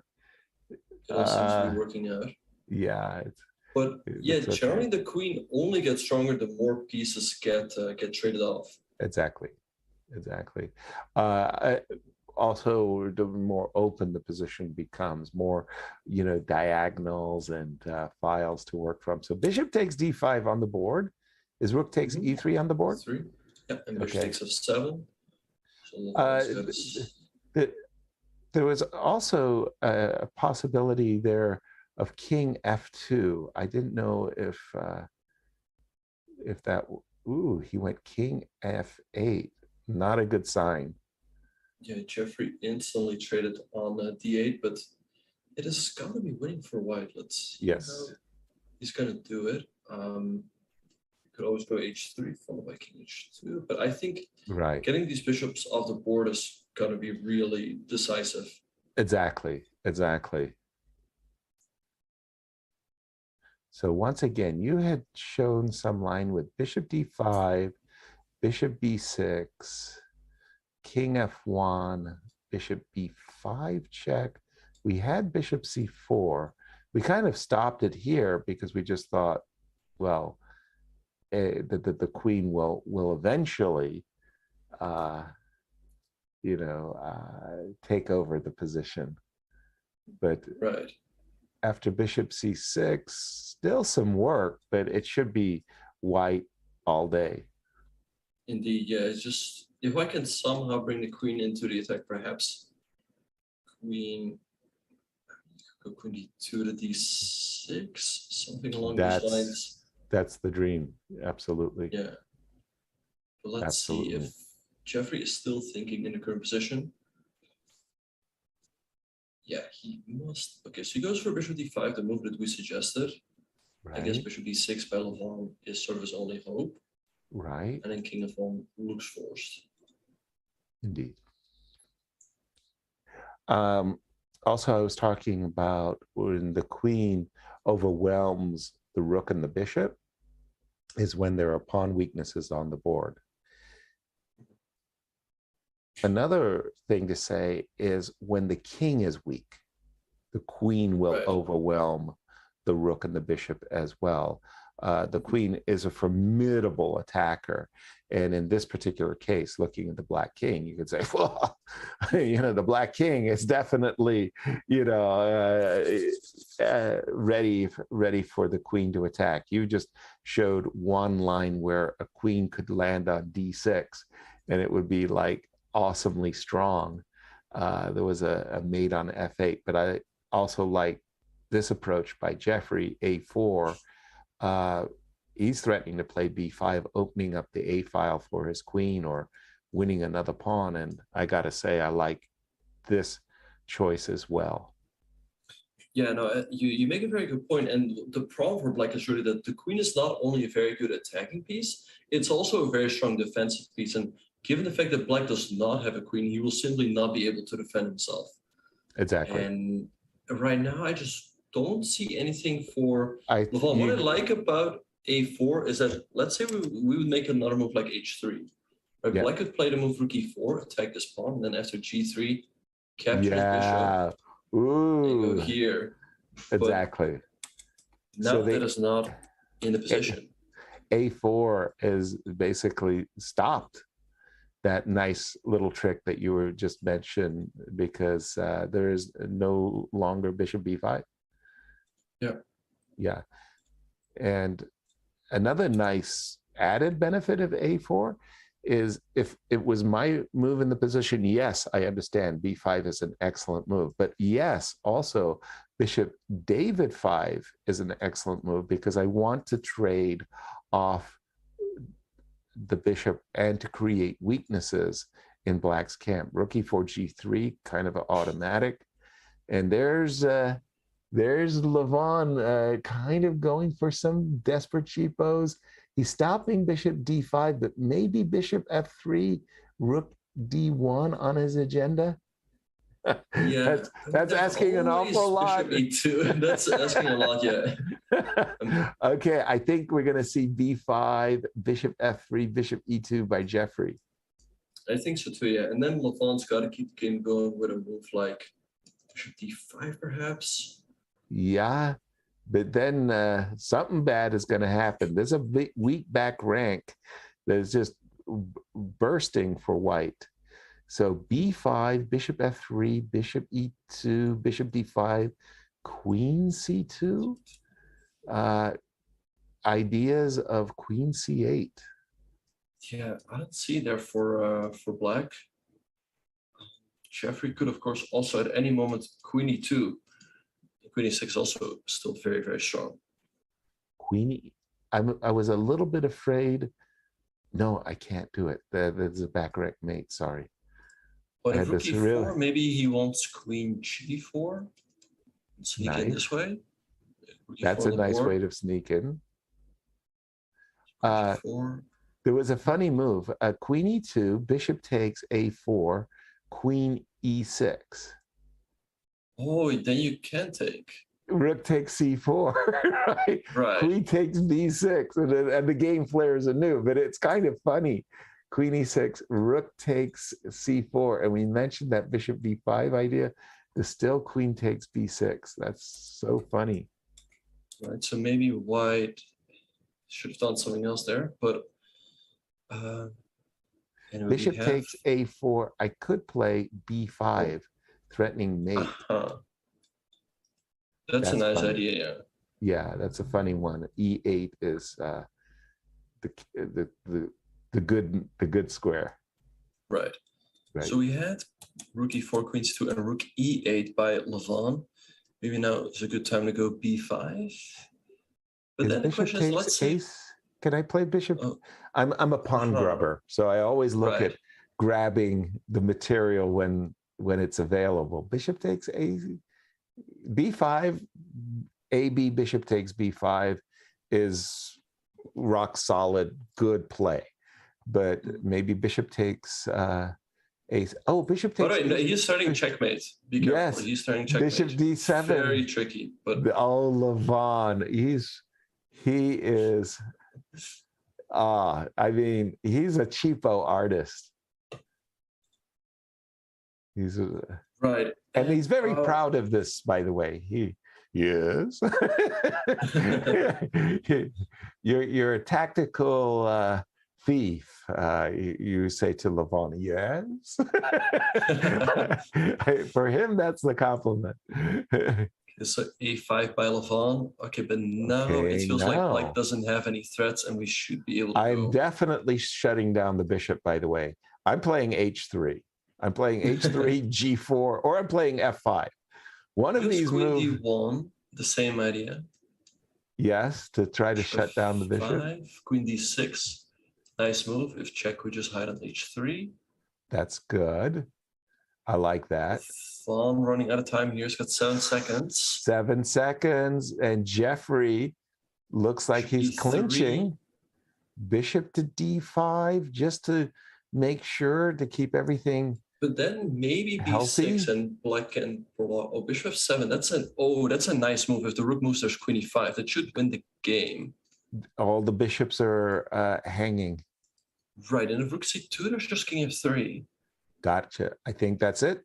It. 2 seconds and queen e5 looks like a winner.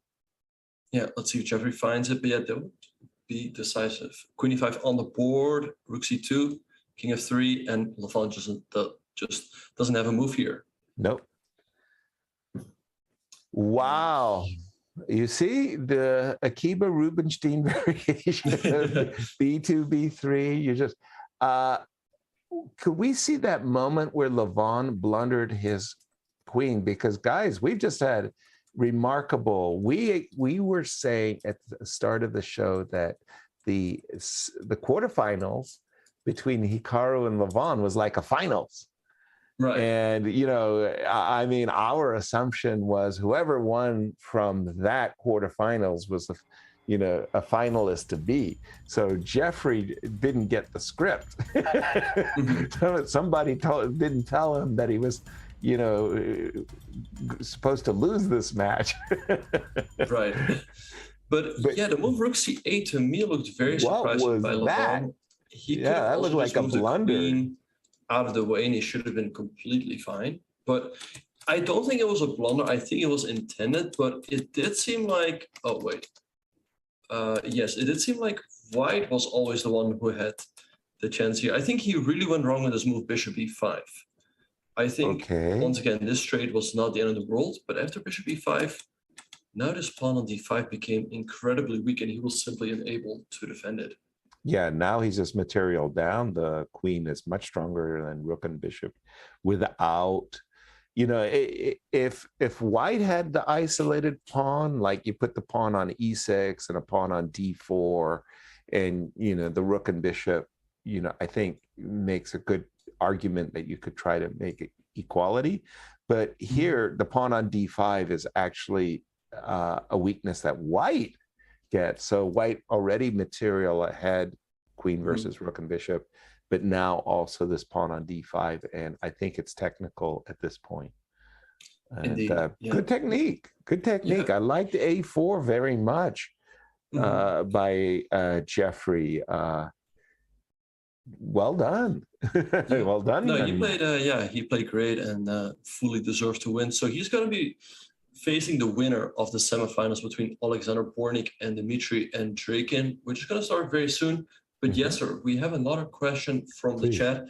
People were wondering if you have any funny stories about Hikaru that you like to share. I mean, you've known him for many, many years. You saw him grow up as a kid as well. So I was wondering what you could share with us. Definitely. So Hikaru, we had in Seattle, I started a foundation with a group of friends. Oh, are they starting? No, this is just, again, a game of Serrana. Okay. So we started the foundation in Seattle, the Seattle Chess Foundation. And it was Scott and Lori Oki and Sherilyn and Eric Anderson, Pam and Jim Baker, Yvette and I. We started the foundation in Seattle, and we thought, you know, like what events we could organize. And we organized the US Championships for a couple of years. That was really fun. And it turned out that the governor of New York, his name was Gary Locke, he was the first governor in the history of the United States of Chinese, ethnically Chinese. And it was really fantastic. We were very, very proud of Gary Locke and his family. And we thought with the governor's leadership that it would be really cool to host a China versus US match, which we did. And we thought, okay, what we wanted to do in this Chinese versus US match was have an open section, a ladies section, and a junior section, right? And so we did. We had all of those sections. We had all of these great stars from China and the United States. And in our junior section also featured one Hikaru Nakamura. And Hikaru is a young kid, you know, I don't know, 12, 14, whatever he was at the time. And we had these really, really great junior talents, and so did the Chinese. Bu was on the Chinese junior squad. Well, anyway, in a very, very close, very, very competitive match, the Chinese had won the match in Seattle, and we were going to have a return match in China the following year, which happened. These were really just fun matches. It was great stuff. And I got a chance to really meet the Chinese. And again, their junior players were great. Their lady players were great, obviously. And our junior players, at the end of the China Summit match, we were all at the Westin Hotel. And, you know, normally in these types of occasions, what do? You play blitz. Right, yeah. You have a closing dinner, you have a closing ceremony, and you play blitz, and you have a lot of fun. Well, all the juniors were lined up, and I was playing blitz with them, and I was like smacking them, bang, bang, bang, next, you know. The old guy, you know, playing blitz against the juniors. And, you know, Hikaru comes in and, you know, like smack, next. And smack the juniors, and Hikaru comes in, next, smack, Hikaru, next. And then it was like really, really strange was because Hikaru was really upset that I had won. I was like, what? Like he's like 12 or 13 years old. But he was used to beating everybody on the ICC. But there was a big difference on the ICC, the Internet Chess Club. You know, it's a mouse. You know, you play quickly, and here you have to move the pieces. You have to press a clock, and there's a physical input, right? Right. And somehow playing Blitz in the reality versus playing Blitz online, Hikaru hadn't made the connection or the disconnection. That is a big, big, big, big difference. Anyway, I won, and it was just fun. I was just, you know, having fun with the juniors. But it always impressed me how Hikaru was really, really upset. And he thought he was supposed to win. Right. You know, like he was just such a great Blitz player. He was going to beat me. And that was really rather funny. In hindsight, something very similar happened to Joel Benjamin. We did that in Seattle as well. We had a Karpov-Johan Hjartarson candidates match, and Joel Benjamin was in town. We threw a party. It was really nice. All the Soviets showed up. All the Icelandics showed up. And we had these juniors from Russia. And the juniors all came, and there was a lady, she was like 14 maybe, Elisa Galimova. And at the party, we were playing Blitz, and Joel Benjamin was playing people like Vladimir Kramnik and Peter Svidler and Sergei Tivyakov and all of these junior players from Russia. And Joel was playing really good and was beating a lot of them. And he was playing Elisa, and he won against Elisa, and she just got furious that she lost. And Joel was like, hey, I'm an international grandmaster. And she was like, yeah, but I'm Elisa Galimova. And you should be losing. So yeah, lots of funny stories about the junior players and stuff. Are we into the semifinal? I'll tell one other story after the semifinal. Yeah, no, this is the semifinal. Feel free, of course, to also tell it during the game. It was actually very similar to what Bortnyk had against Sarana. From their first match. He likes this Philidor system with the double fianchetto. It's almost like what do you call it? It's a King's perk Indian? defense. Or No, perk, it's a yeah. perks defense where you play the black lion, where you go d6, e6, knight e7, knight d7, b6, bishop b7. It's like a perk, a double perk fianchetto. Oh, and the hippo? Yeah, like a hippopotamus, but a hippo, geez, how would I'm thinking of the black lion. A hippo often had the knight on h6 to f7. Never mind. Anyway, we are here. What do we got? Yeah, well, I do think that white should be quite a bit better. He's got nice central control. Yes, he does. Knight d5 is a very, very compelling square, especially when the pawn is on b6. It means that the move c7, c6 is almost impossible to play, and you can't drive the knight backwards. Right. In the meanwhile, you got to be a little bit careful that f4 doesn't come with some real authority, and you get driven back. Maybe g4, f4 is something you have to pay attention to as black as well. So black really is even though it doesn't look it, I would say this is a crucial moment. Yeah, and I think if he could easily go wrong here and find himself under a lot of pressure. And to be honest, I don't really see a great move for Bortnyk. I mean, moves like queen d7 always run into knight at d5. Exactly. The desirable queen g5 And other circumstances might be terrific because you get to go queen g5, and maybe on a good day you get to go knight f4 as well. The problem is that queen g5, and knight d5, the pawn on c7 might be simply, or knight d5 immediately, the pawn on c7 might be simply too tender. Right. Yeah, well, there's still a rook to c8. And also, yes, I wanted to ask you, like, Bortnyk is actually streaming this semifinal match. Cool. Was that something you would ever, expect that, during these matches where there's a lot of prize money at stake, people would, live stream themselves? Yes, I would certainly live stream. I think that's so cool. One of the really cool things in chess, I think, was the confessional, where the players during the game go in and go, "Oh, geez, I think my opponent just blundered. I'm gonna do this. This is really great, great, great, great." And I love that, getting that insight, that confessional insight. Brilliant. Beyond, as a spectator, I'm just like total happiness, nirvana. I can't even describe how cool I think that is.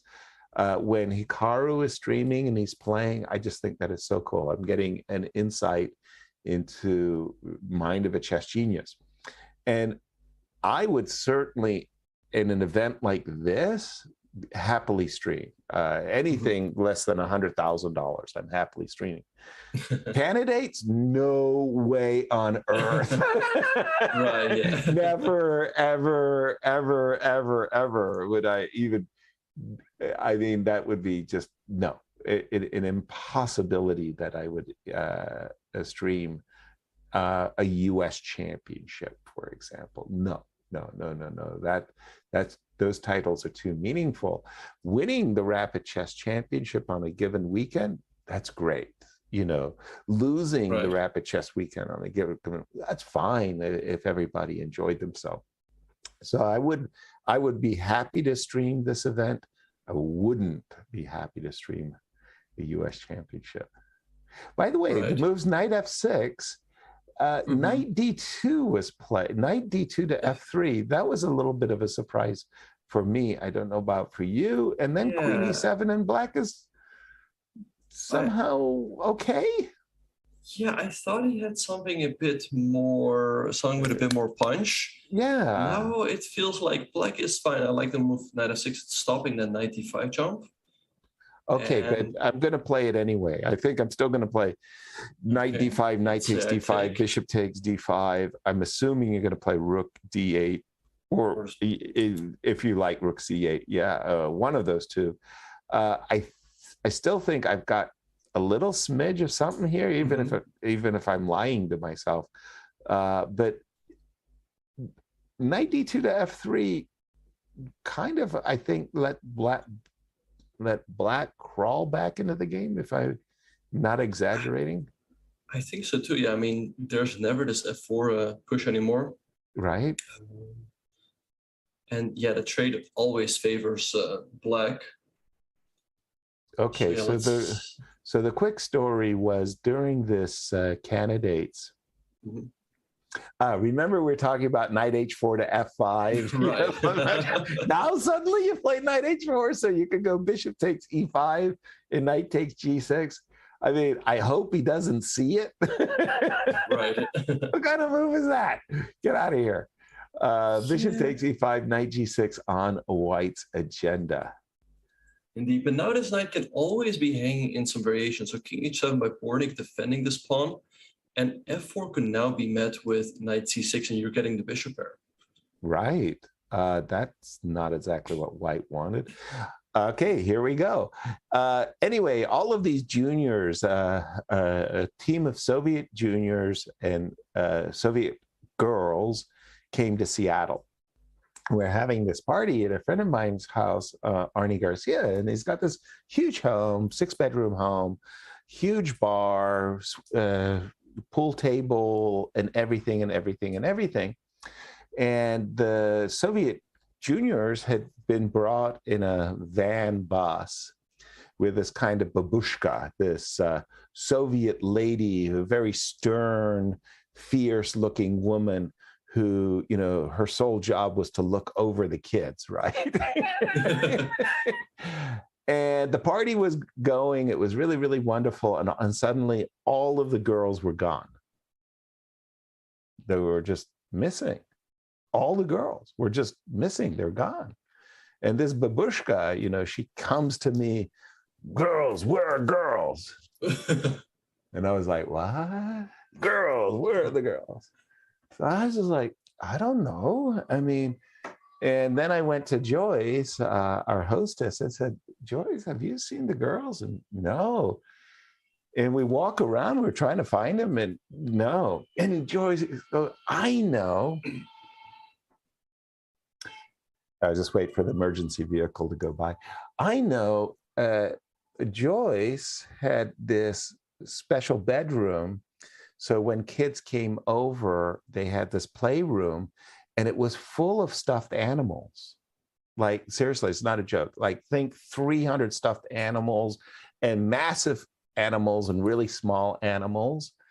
And that's where the kids would play. So we went there, and we very carefully opened the door, and it was the first and only time I've ever seen the babushka smile, because there was Elisa Galimova and all of the Soviet girls' teams playing dolls with these stuffed animals and just having their time of their lives, right? They're just being girls.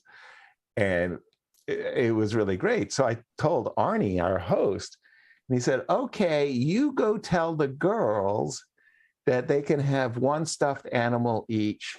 And they did. They picked these stuffed animals. And everybody filed onto this van bus with the stuffed animal. Never mind that they were grandmasters and stuff. They had their stuffed animal. What's going on in the game, Benjamin? Because we had that decision to give up the two bishops. So black has the two bishops, but that bishop on G7 sucks. Mm-hmm. Also, the move C4 just invited queen takes B6, but it did kill the bishop on A2. On going on? Yeah, so this bishop is currently kind of shut out from the game. The bishop on A6 also looking passive, but I guess if we take on B6, does black have to move rook B8? Yeah, and that's the main line, right? Rook B8. Right. Queen D6, queen takes D6, rook takes D6, rook takes B2. The bishop on A2 looks terrible, but E5 is hanging. Lots of things are hanging, and they're going down the path. To me, yeah. Queen A5, rook B2, queen E5. Isn't there a way to trap the queen? Wait, does black have bishop B5? Because you're not only losing your queen. Hold on. He took the pawn on A5. And bishop B5 on the board. Wait, what does he do here? Ooh, that's a surprise for me. Wait, I wasn't taking that pawn. Isn't white just lost? Let's say you take on A8 and you take on B5. We take on A2. You recapture and queen A7. You pick up the knight on A2. And picks up the knight on A2. If you take with the knight, we take here. I think he's missed bishop. I think he missed bishop B5. I really do. I think his intention.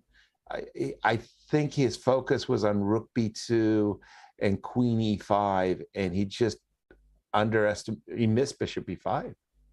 And he's just losing way too much material here. Because let's say you take on B8 and you take with the knight, we take on A4. If you move the bishop, there's queen C5 and you pick up the knight. And if you go knight C3, then we take on A2 first, and queen A7 queen again. A7. What you said black previously. is just gonna win a queen for a rook, I think. Or no, wait. He's gonna win a queen for he's gonna win a queen and bishop for 2 rooks. Whoa! He's missed rook takes A2. What? Or maybe this is even an improvement over rook A2 and queen A7. G4 probably is also a good move because it looks like black can really launch a big attack now on the king side. Exactly. I mean, something like hg4, rook a2, knight a2, queen a7, and you can capture on g4 with the knight, not necessarily having to take on a2, and white's on the back foot. What a move. We're seeing a lot of upsets, or maybe it's just the semifinals. Is this the nature of rapid chess, Benjamin? Yeah. I mean, for me, the fact that Bortnyk made it past Serrano was already an upset, but beating Andreikin would be a shocker to me. Wow. But Andreikin seems to be in a lot of trouble. He sure does. And he's looking, and he's there are certain players that Anatoly Karpov was terrible. He had a poker face that was beyond poker. I mean, he could be a rook up and a rook down, and you couldn't tell what was going on by looking at him. Hikaru Nakamura, on the other hand, and like Gary Kasparov, they let you know exactly how they were feeling, Right. 24 hours a day. I mean, it was amazing. Those guys just wore their themselves openly. Oh, what an idiot I am! I mean, no poker awareness whatsoever. But I was going to say that it looked there to me like Dmitry. He was very upset. By the way, I think Black has missed rook a2, just flat out missed that he had that possibility of rook a2 and queen a7. That's a good question, but I actually kind of like what he's doing, because look at I mean, he's got a great position. Yeah, he's still got a great position. The bishop is kind of dead anyway, and look at the knight on g4. It's an absolute beast. The bishop coming to c5. I wonder how we can set up a checkmating net, though. Exactly. Like, if this queen would be in g3, there should be a checkmate, but how do we get there? Well, the queen went to b4 to kind of lock up the rook on b1. The knight on c3 is attached to the bishop on a2.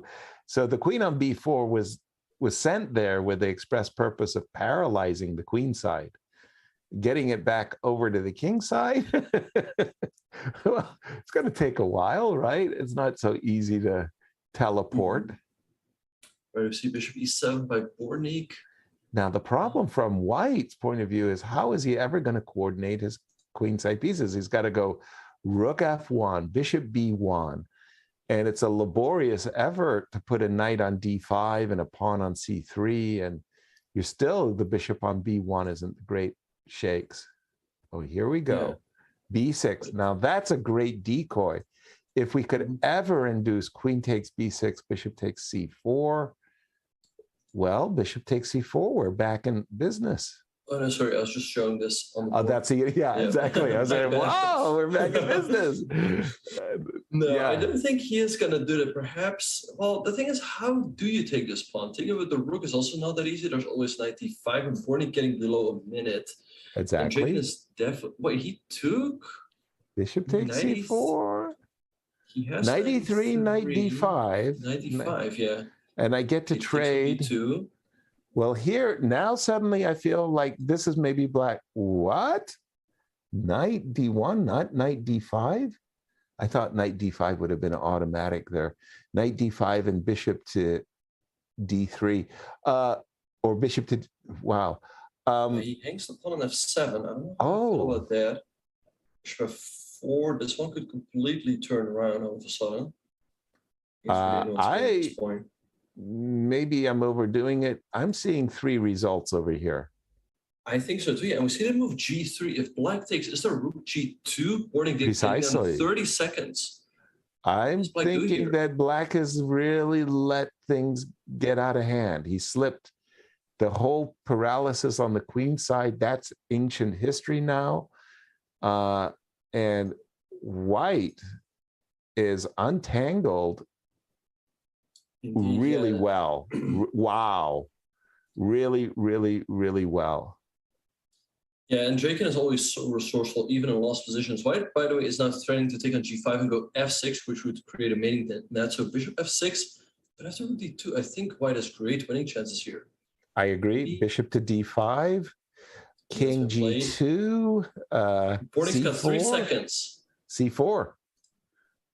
Rook A2. Three, just king up. Ooh. Yeah, Perhaps you king gotta up. sack the rook. Perhaps you gotta sack the rook and take an e4 because queen c5. Okay, now Use you rook just b1 or rook b8. now white's pieces pour into the position. Rook to g8 to g6 check. Ooh, ooh. Okay, you went rook h1 going after this pawn. Rook f2, and how do you defend it here? Rook b3, Good but question. you just take. Just take. Good question. It's all falling apart. Oh, g4, g5. There's nothing black can do, but he's trying to get some checks here, but No, the king sits it's- perfectly safe on g3. Oh, rook Truly. e6 checkmate. It's checkmate. Yep. What a What shock. a turnaround. Oh, what a turnaround. Oh my gosh. No, Dmitry was in deep, deep trouble. And I just, I think, you know, he just missed rook takes a2 and queen a7 on a couple of occasions there. And that would have been black all day. Yeah, I think I like g4 initially, but looking back, probably it was better to just take the material. Because later on, Andreikin can find a way to somehow coordinate his pieces and launch his own attack. Yeah, well, it would have been queen versus two rooks and a queen and bishop versus two rooks. And I think that the dark squared bishop will actually rule the board, you know, when it gets to c5. So what a finals we have. Yeah, we have Jeffrey Zhang against Dmitry Andreikin. I kind of expected Andreikin from that side of the bracket, but I did not expect Jeffrey Zhang. I think most of us were expecting Hikaru or Levana to come through. Exactly. But who is your favorite for this final, Yasser? Again, I'm the completely neutral guy. If I choose the American, it's just completely by chance, by total accident. I actually like both of the players. I got a chance to meet Dmitry at a Tata Steel. He brought his wife and little daughter at the time, and he was so tender towards his little girl. Like, he just adored her. And so I have good feelings about both. But I mean, for me, I really want the world to know about Jeffrey Zhang. I think he's a very serious competitor. He very friendly at the board, very well-mannered.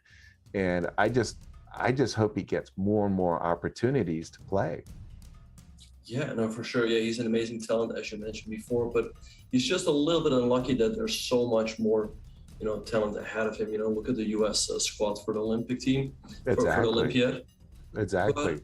But with that being said and done, we are going to be taking a very short break, but don't go anywhere. You don't want to miss the final between Jeffrey Zhang and Dmitry Andreikin. This is the RapidChess Championship presented by Coinbase. We will be right back.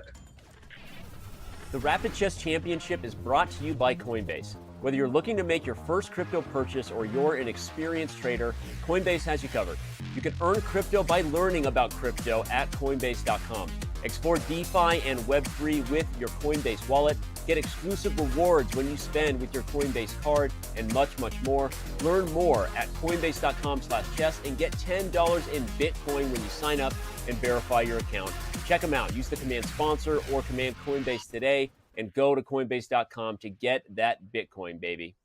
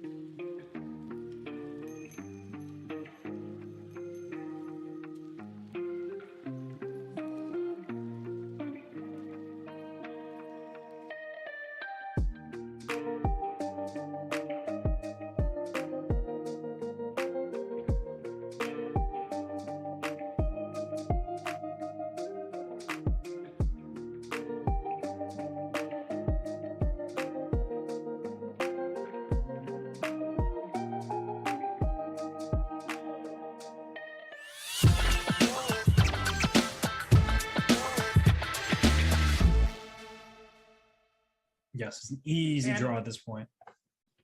Oh, no, he lost! He went to Endgame! Why did he trade rooks? Oh my god! And this is key. F6. F6. This is Dvoretsky's endgame manual. F6, And not F5. Brandon knows it. He does. And Arseni's going to lose. King F3 right now. F3 and F5. Now it's easy. F5 and F4. Wow. Exquisite play in the endgame by Brandon Jacobson. That is a backbreaker and a heartbreaker. And what doesn't it break? You broke my ability to speak. But Arseni, you can't. He's got to know, even if he doesn't know that this endgame is winning, to give the Black King positioning over the White King. It's unnecessary.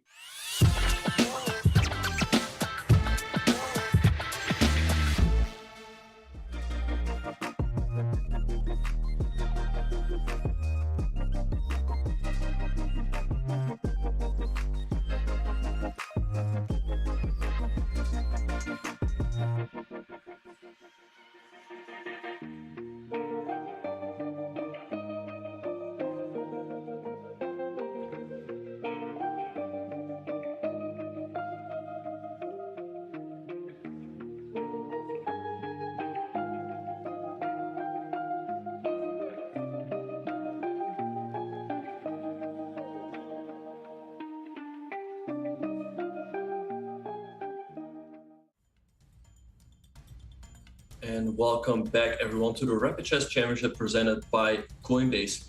Yes, sir, we have the final set in place between Jeffrey Jean and Dimitri Andreikin. Who is your pick for this matchup? Jeffrey, the X-Man. It's the X factor. You got to go with the youth versus experience. I think that Dimitri, well, what he just pulled off in the semifinals was remarkable. I think he was kind of the favorite in the bracket.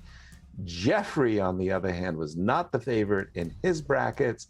He comes through beating Levon in the semifinal. I think Jeffrey is feeling it. Yeah, no, for sure. But yeah, Dimitri Andreikin escaped from the death. Is that an expression? He did. Against Bortnyk and makes it through. And he got a reprieve. A pardon. Indeed, I gotta say, okay, so Andreikin starts off with the white pieces. Okay, and Jeffrey, he's pretty good in the Caro. He plays different E5 systems and he plays different C5 systems. I don't think he's completely settled. I thought that actually Jeffrey was going to start with white, which is maybe why, I don't know, maybe he took some time in the beginning. I don't know if there's some...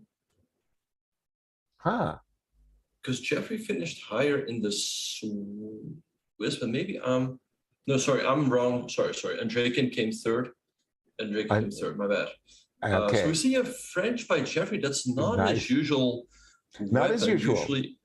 Usually he plays the Berlin, I think, or the Najdorf. He can play. He's got a number, including the Caro. I've seen him play, and he's played the French, but that's more like a youthful indiscretion. My youthful indiscretion as well was to play the French. I think at the highest levels, the French is frowned upon, but I'm not 100% sure why. Even today, you saw Anand recently was manhandling the French defense. I think in Warsaw. It's Korobov. Yeah. Ooh, if I was Anton's trainer in that one, I'd have been throwing in the white towel. My guy's taking too many hits. I gotta save my fighter. That's what Korobov did eventually. He threw in the towel before Anand could deliver the final punch. Right. Yeah, good man. He knew he needed to save himself a bit. And instead, in this knight d2 Tarash system with bishop b5, knight takes c6, this has never been considered that dangerous for black. But okay, we're here. What's your take? Did white get his advantage out of the opening, or after, for example, bishop d6, is black just fine? I feel like black should be doing fine here, and perhaps black can start being optimistic here. I mean, he has a nice pawn center. He does. Perhaps I at like some pawn point center. they move c5 or e5, maybe even f5. So we see castles by Andreikin, castles from black, and yeah, I like black's position, I gotta say. Me too. Me too. A lot of amateur players suffer over their openings. They think, oh, what should I do? What do I do? What do I do? What do I do? In the opening, you only have 3 goals. Okay, this is very important for amateurs. You only have 3 goals. Your goals are as follows. You want your fair share of the center, right? Your 32 squares, your opponent's 32 squares, your fair share of the center. Second, you want good squares for your pieces. You want your pieces to be developed on effective squares. And third, you want to save king. Now, if you look at black's position right here, right now, you say, well, black's king's pretty safe. Black has his fair share of the center, and his rooks are already connected. His pieces are in pretty good squares. The opening is over and black has done really well. Now, the question is, what should he do next? Should he play f5?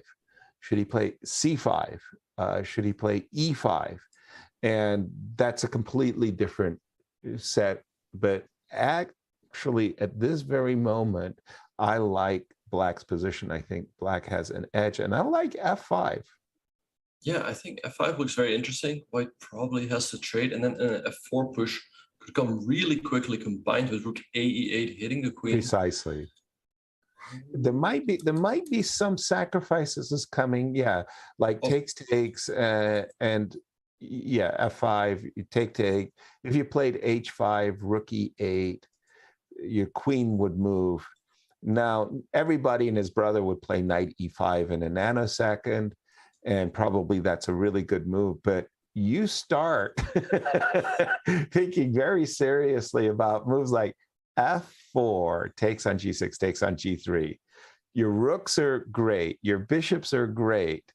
You think very seriously about bishop takes g3. And yeah, black's having the fun. Indeed, but instead of that, we have the move knight g5 by Andreikin, a tricky move. Nice now move. rook a8, he had queen h5. Sweet. So Jeffrey played knight e5, bishop f4, and now rook a8. And I guess sooner or later, black is going to play h6. White is still having some sort of blockade over these squares, but I think as soon as black overcomes the blockade, his position could just be crushing. Correct. You've got to be very, very careful that thing. I mean, if you lose control, the superior development is just going to overwhelm. So again, a kind of a key moment. And the fact that Jeffrey is I don't know, but I find that certain players play slowly in the opening, and then they really pick up their speed later. And Jeffrey, for me, is one of those players who actually plays quite slowly in the opening. It's almost like, is this the way the pawn moves? Do the bishops go on the diagonals? And then he's going bang, bang, bang, bang, bang, bang, and he's a happy camper. So the fact that he's already, he's actually up on time is a really big sign in his favor. Jeffrey's fans are probably celebrating that he's not behind on the clock. Yeah. We have more moves, queen h5, h6, and knight h3 was played. Wow. But this queen could be in a bit of a pickle, perhaps. The question is how. That feels very provocative by Dmitry. That queen, you know, like, okay, you get like a few moves for free. You get to play like knight g4 and king h7 and g6, and you can see how the queen could end up getting trapped. But sometimes you put your queen on a square, right? Where your opponent, you know, spends 20 minutes trying to figure out how to trap it, and there's no trap. And then you bring your queen back happily, and it's like, okay. So let's see, put the knight back on e5, and isn't there a way? Yeah, sorry, at the current position, isn't there a way here? This looks so good. Right. But I'm wondering, so let's say we go knight g4 and white goes, let's say rook ae1. How exactly do we continue from there? Yeah, well, I'm having a trouble here. Should I be taking on d3 or not? Like, that's a question that, I mean, normally when white's ever played a move like g3 on the king side, winning the light squared bishop is like, hoorah, you know. All you got to do is figure out how to take advantage of the light squares. But because we've got our pawn on f5, the bishop on d7 isn't doing it yet. Yeah, so I don't know. I'm looking at this move knight g4 as well, but I wonder how we can trap the queen in case of a move like rook a1. Well, you're not threatening to take on e8, are you? No, because we take with the bishop and then you trap your own queen. Exactly. Jeffrey's played c5. Okay, he wants to go c4, perhaps d4, maybe bishop c6. Also looks like a good continuation. And again, knight takes d3, pawn takes d3, bishop to b5, and or bishop to c6. If you can, you know, again, this pawn on g3 is not supposed to be on g3. You put your pawn on g3 as white, you better have a bishop on g2, you know, to cover your sins. Right. Right. But c5, with the rather forceful idea of maybe d5, d4, and bishop to c6, that'll get your attention. Yeah, so I like the move rook f1 that by Dimitri, he wants to go bishop f1 and bishop g2, at least providing some protection around his king. And Jeffrey's got to be careful here. I mean, it could easily, his advantage could easily slip, you know, if he's not careful. Okay, he has, that was a big decision by Jeffrey, because again, Jeffrey could have just started with the rather sedate bishop c6, as well as knight takes d3 and then bishop c6, but he forced the bishop back to f1 and then played the move bishop c6. An interesting move order, and a surprising move order switch there. d5, I wonder why he rejected d5, d4. Maybe he was afraid of bishop e5.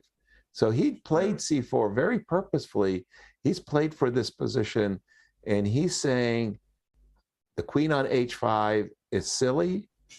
I want to play d5, d4, and I want to, you know, take advantage of the light squares. Yeah. Now, what is white going to do? Yeah, to be honest, I'm surprised that Jeffrey never put this knight on g4. It looked really tempting to try to trap this queen. Right. But let's say white goes for someone like rook 81. Do we? And then I say play d4. Yeah. And now you got to play bishop takes e5, right? Right. And I suppose I played bishop takes e5. So, c4 is hanging with the check. Yeah. I'm sorry, complete blindness there. I was thinking that, now I just keep, you know, working away with the two bishops. So rook d1, okay, just a second. Rook d1. You could also consider knight g4 here. I could go back to your plan of knight g4, but I feel that Jeffrey's playing with a completely different idea, whether it's, I don't know, queen b7 with the idea of d4. Okay, so is rook d1 on the board? Yeah, rook d1 has been played by Dimitri. So imagine, let me try to guess. I'm probably doing a terrible job, but let me try to guess the idea of Jeffrey. Say I play queen b7. How would you answer that move? I'm attacking the pawn on b2. Mm-hmm. good question. Maybe just bishop g2. Aha. So yeah, you didn't defend the pawn on b2. You counter Knight attack. f3 in the end. Right. Wow. I was expecting, sorry, something like b3. Queen. B3, right. Queen. So queen b7, bishop g2. Wow. Then perhaps you can just take, yeah. I really wanted to play d4, truth be told. D3, D5, D4. Okay, here we go. Okay, I knew that Jeffrey wanted to do something because he forced the bishop on f1. He wanted to do something with the f3 square, the long diagonal, and I intuited wrongly that he wanted to play queen b7. This move does threaten d4 because now c4 is protected. If black were to play d5, d4, he'd be threatening knight f3 check, which would be a killer. The drawback, I would say, of the move bishop c6 to b7 is there was a number of lines where the rook on e8 is defended, thanks to the bishop. And even on a good day, maybe bishop e8 would have trapped white's queen. So there is a drawback to playing that move. But on the other hand, you know, okay, Dimitri's time is ticking, and d5, d4 is a threat. I think we have to go back to your bishop g2. Is that fair? G2, and then if d4, we might see a lot of trades. And I feel like there the pawns on d4 and c4 could easily become weak. So I don't know how I feel about what Jeffrey just did here. The time is evening up as we speak. The times are really 3:37, 3:34. That's very, very even. I don't see much of a difference. Jeffrey, good blitz player, good bullet player. Dimitri, the same? Yeah. How would you evaluate them as blitz and bullets?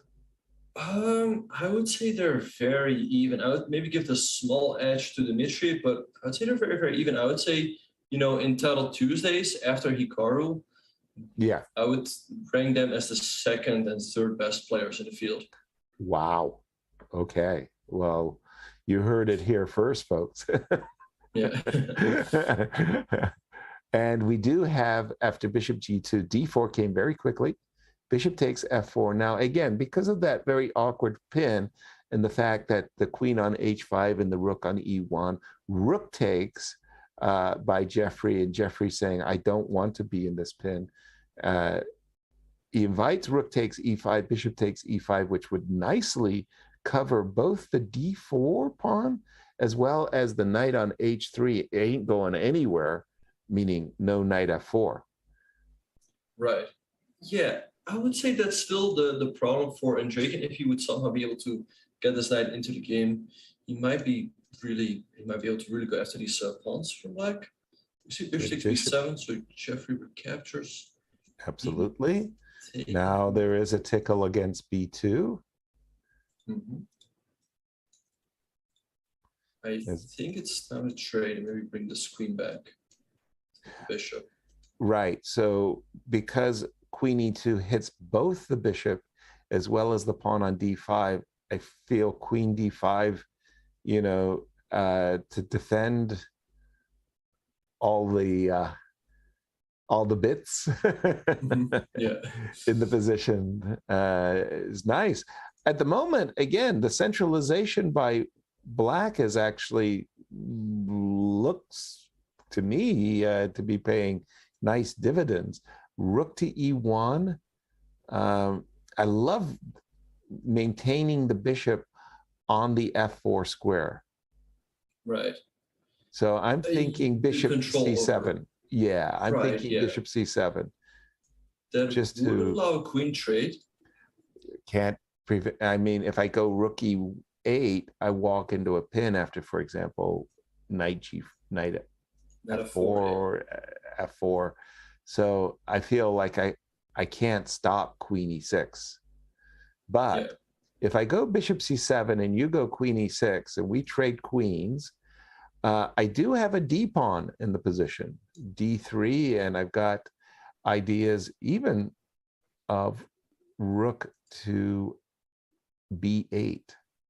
This is interesting. So we see queen e8 check here by Andreikin.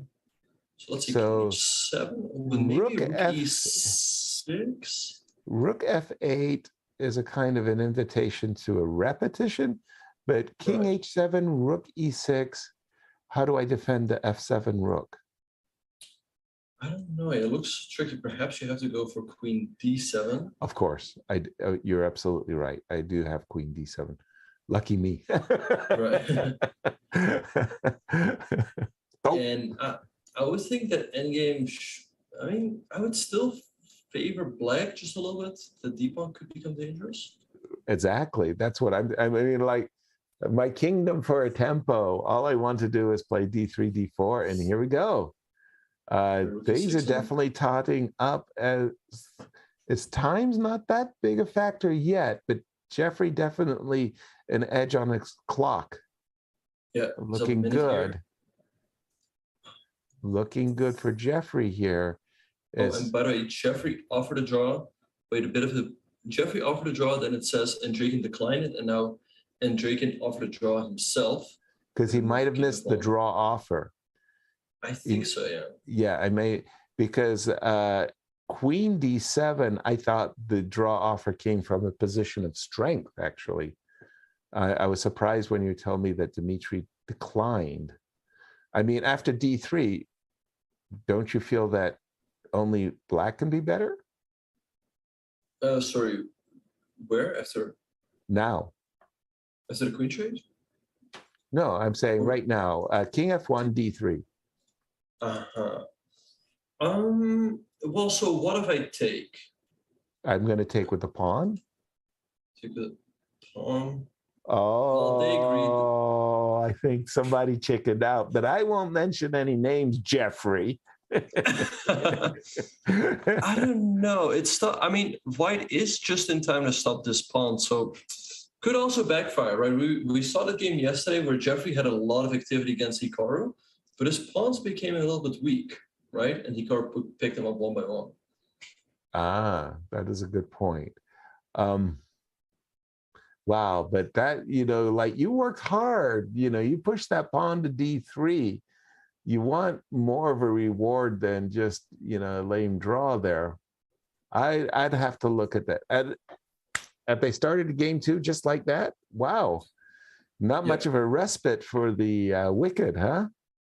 Indeed, yeah. So we see here a bit of a English ready Catalan, a trade on d5. Maybe it's a little bit unfair, but we can be unfair. I want to give a lot of credit to Shakriar, because it seemed to me like Shaq was playing the ready before it became once again popular. I mean, it was always there, right? People played the ready, but these early lines of the fianchetto, Shakriar was doing nasty things with queen c2 and g4. Right, yeah. Like, it was great. And Hikaru, he's one of those players that, even though he does a lot of work on his openings, and I think he's actually very theoretically well prepared, he's looking for games that he can just play, just positions where he plays. And he loves to play b3, bishop b2, and just play a quick fianchetto on the queen side, and then just outplay his opponents, essentially. And here we see Jeffrey taking maybe a page out of the Hikaru Nakamura playbook. Right, but I don't really like it, to be honest, because after the move knight c5, doesn't black have a lot of pressure? I mean, knight d3 could be a threat, which is actually a pretty annoying one. There's also pressure on that knight. But I think it's very, very consequent, right? It's one of those things that after knight c5, rook e3, defending d3, right? Your very next move better be good, because b4 could just drive you right back into oblivion. right? You could just end up with a position where your pieces don't really have any good squares. Queen d7, I think, was a very clever move to just stop b4 so that you could play knight a4 as a response. Now, from White's point of view, his dream is somehow that I want to say his bishop on b2 is better than the bishop on e7. He's going to plant the knight on c4, and that, okay, so let's say White plays queen e2 here, just to put some move on the board for just a quick second, Ben. And if you play rook d8, and I will go knight to c4, White's hoping that somehow his more active pieces are going to be, well, better placed. He actually went a4, a5. Is that right? Right. So does so he goes for e5, knight f5, maybe just bishop f8, and how do you defend this knight over here? Also, knight takes e4 is a big threat. So I think Jeffrey is just in a lot of trouble, isn't he? Whoa. Yeah. True that. Also, keep in mind that as soon as we take on e4, this knight on f5 is also hanging. I just don't see how Jeffrey can keep the position together here. Well, first of all, the whole concept of a4, a5 has me, dazed and confused. I don't understand exactly what that was. And e5, knight f5, bishop f8 just leaves White's position rather lifeless. So, okay, I take on b6, ab8. I assume you don't want to take on d2. And Jeffrey goes bishop takes e5. He's just giving up a full piece, and Andreikin can just take now. Which he's done. But can Andreikin just take on e4 with one of the pieces? Be careful. If you take with the knight on f6, there is knight h6 check, and there is you got queen g, you got knight g5. Ooh. Okay, he's done bishop e4, knight h6. Right. Bishop e4 is terrible. Indeed, yeah, because of knight h6. And if you take then. Oh, that's your analysis. Sorry. Oh, sorry, my bad. I was like, bishop e4, knight h6 is a crusher. Okay, so there are tricks for White, but I think obviously Jeffrey out-tricked himself. Right. The move e5 and bishop f8 really caught him ill-prepared. Knight d7 looks nasty now. You force White to go back on the back rank. And wait, actually, bishop a6, doesn't that just decide the game? We see all of that here. I don't see a defense. I mean, queen g2, but that's not the way. So, yeah, I think Andreikin is just going to win this week's edition. g2 on the board. But I think after rook c1, he should have played bishop f1 immediately. But okay, now it's over. It's definitely Andreikin's tournament to win. He's just got to make a couple more careful moves. I think knight d5 is okay there. g4 also looks good. Rook e4 by Jeffrey. But and he goes for knight takes e5. That is a nice resource. If White takes everything, we can take another and follow it up with d1. Yes. Beautiful play. It's not enough to have a winning position. You got to win it. And I have seen so many players, fail just at the finish line. And that move, knight takes e5, was really a fine move by Dmitry. Indeed, and bishop takes f1. That's gonna probably be the final blow of the game. Queen takes f1, rook d1 is decisive, and Jeffrey resigns. So Dmitry Andreikin wins week 18 of the RapidChess Championship. And this last game, maybe his best game of the whole tournament, actually. He looked really good. I mean, he defended brilliantly, and given that opportunity to play e5, which Jeffrey, almost kind of like tailor-made he set himself up for that with a4, a5. He lost to Tempe. I'm not sure what that was all about. So our winner, Dimitri, and runner-up, how many points does he get for winning? 10? 10 points, yeah. I mean, he was already pretty much secure of making it to the finals, but Jeffrey also not unimportant, picks up 7 points. Okay, he also very dramatically increases his chances. But yeah, Jeffrey definitely missed his chances. He, I think, had a very promising position in the first game with the black pieces. And in this game, he just quickly got into a lot of trouble. He did. Yeah. He did get into a lot of trouble. I was going to say the move e2, e4 also, you usually when you play a move like e2, e4 in those types of positions, you follow up with e5 and knight e4. And if you don't follow up with e5, then you shouldn't be playing e4 in the first place. You know, like indeed, yeah. Something like, you know, I don't know, rook c8, queen c2, rook d1, queen b1. You kind of hide. You keep your pawn on e2 for a while, and you keep the diagonal bishop g2 clear. So the move e2, e4, when he played it, it didn't play it with a convincing follow-up. Feels like it was ill-timed as well.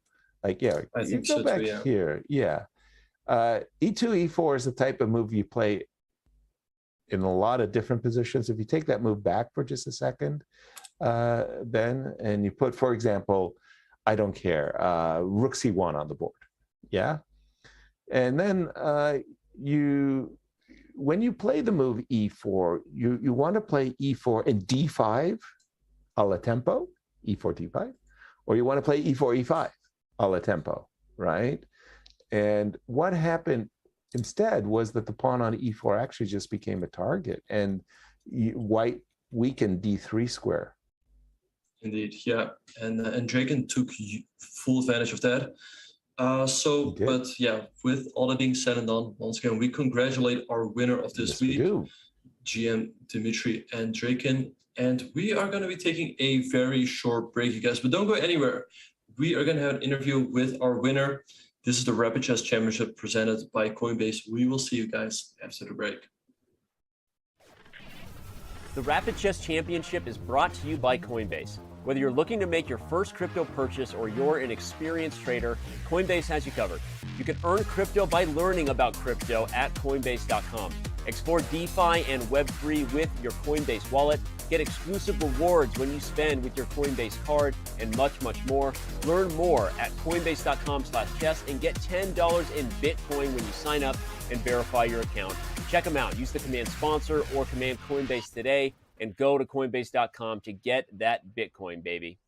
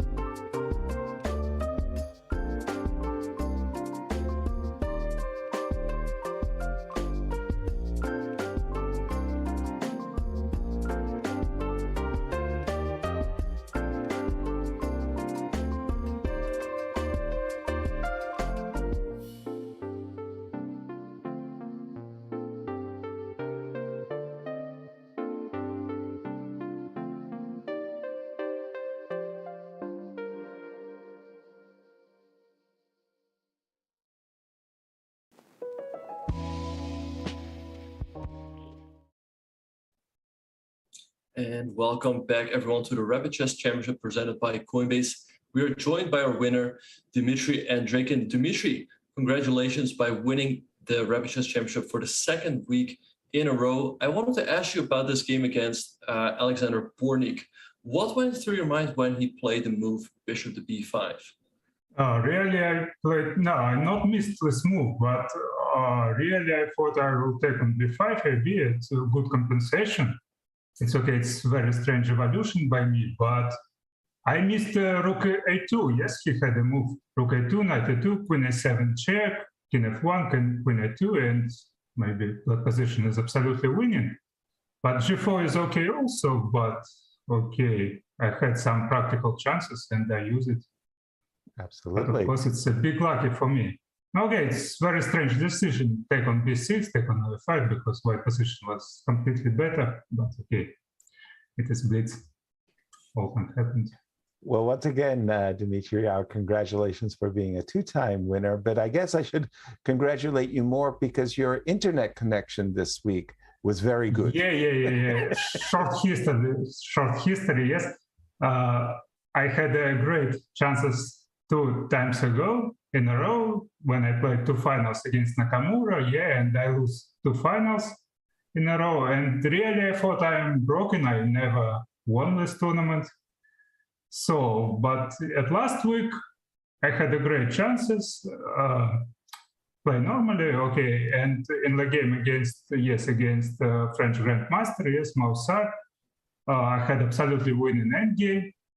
With 3 minutes on clock and disconnected, and I was in very big shock at this moment. Of course, I thought, okay, I'm broken, okay, another losing final, but lucky on my side, and I reconnected when I had 15 seconds. 15 seconds was very important at this moment. Mm-hmm.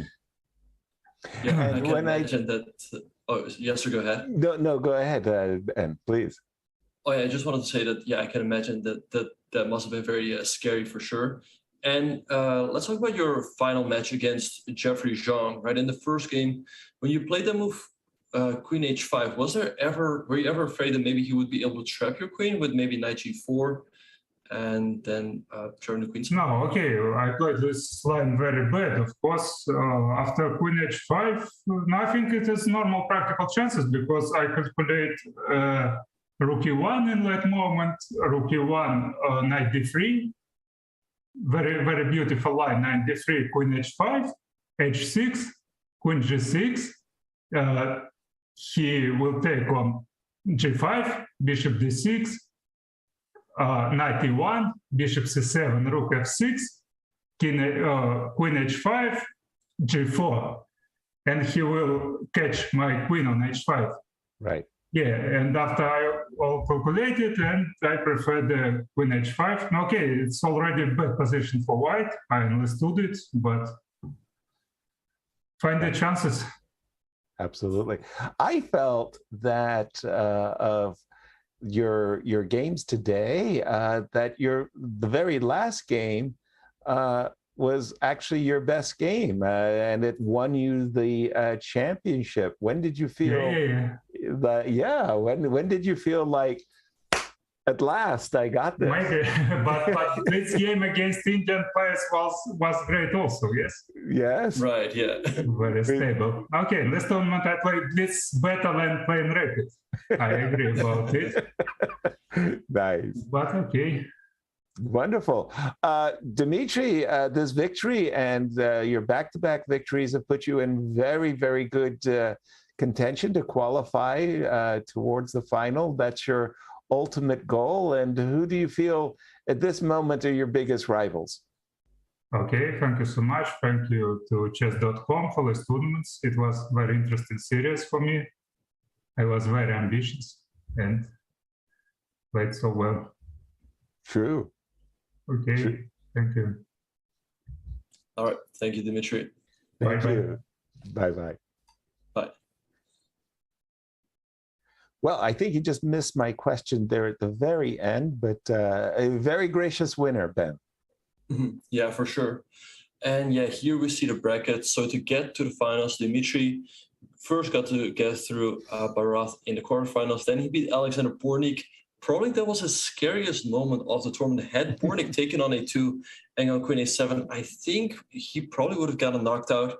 And then he beat Jeffrey Zhang in the finals, and he picks up a full 10 points. Yeah, and our congratulations again to this back-to-back winner, Dimitri, looking good. Indeed. And yeah, Dimitri is also one of those players who doesn't get a whole lot of invites, but thanks to the Chess.com Rapid Chess Championships, he gets the chance to, perform every week at the highest level. And yeah, he's actually already won quite a bit of prize money in this event. Yeah, definitely. These kinds of tournaments, again, we were talking about just kind of comparing different time eras. We didn't have these events, certainly not weekend after weekend. And a big thanks to Coinbase and chess.com for hosting and sponsoring these, players.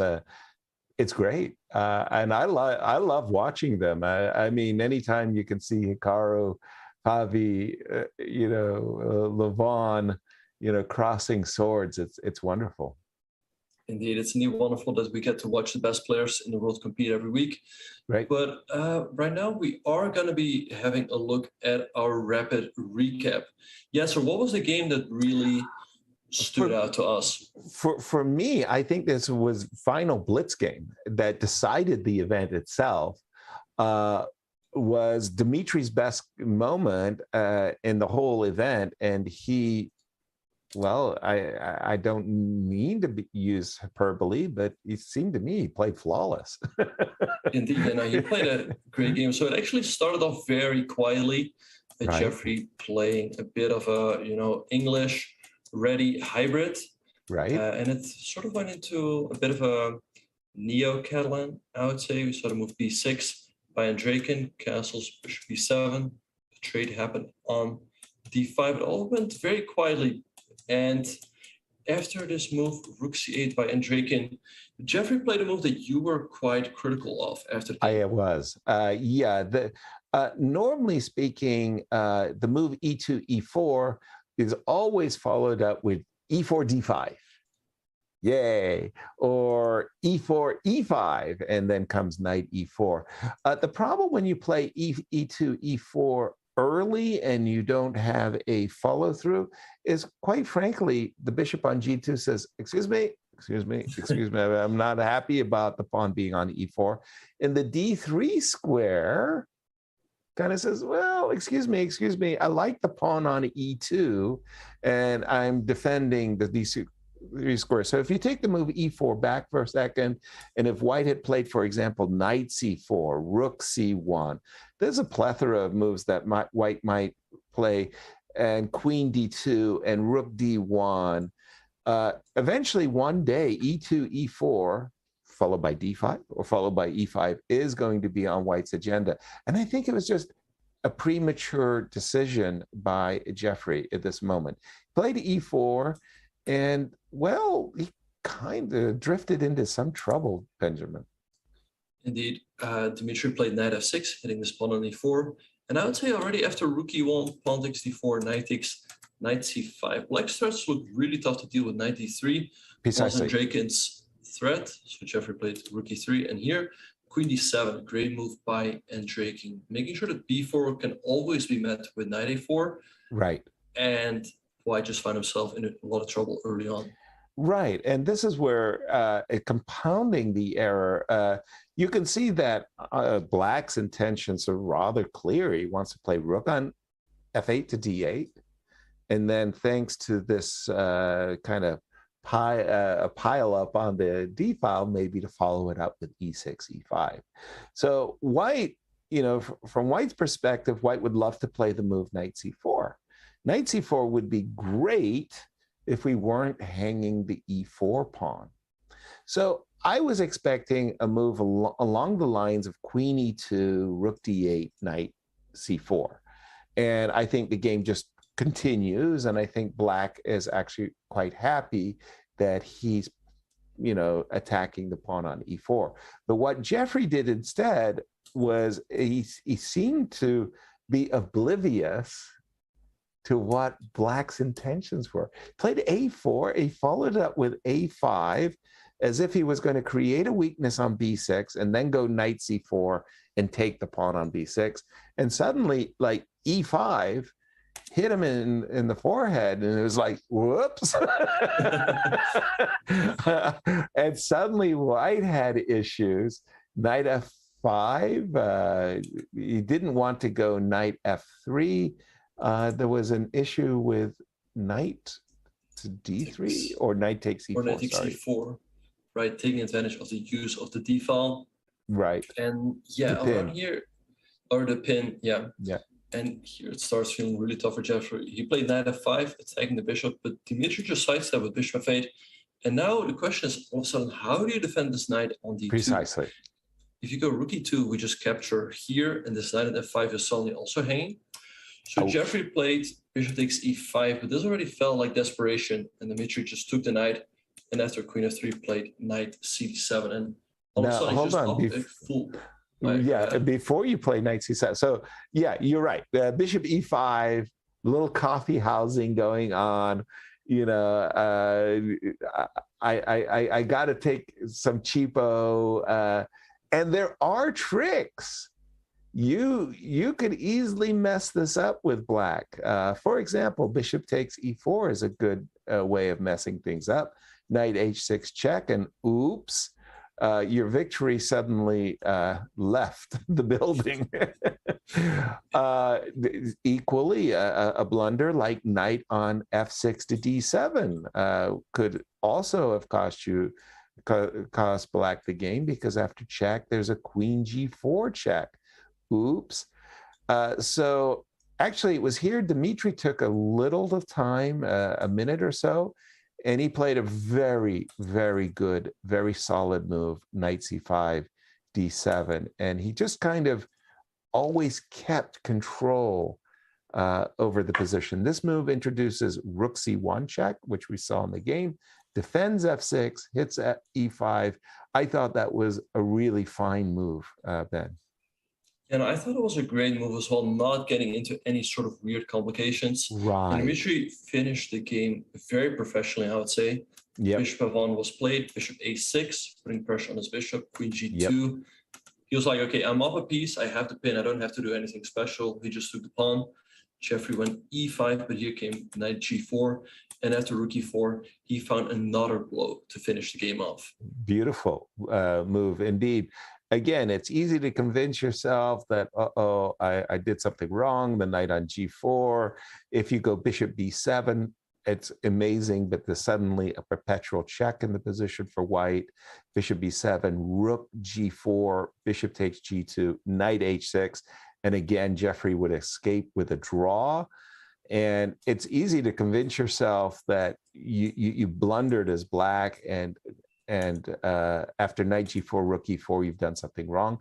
But no, Dimitri had it all worked out. He took on e5, and that was just really great stuff, because at the end of the day, there's a rook d1. Indeed, Jeffrey took, Dimitri recaptured, and now he took an f1, and Jeffrey resigned, because if White is going to recapture, Black has to move rook d1. You're going to lose your queen.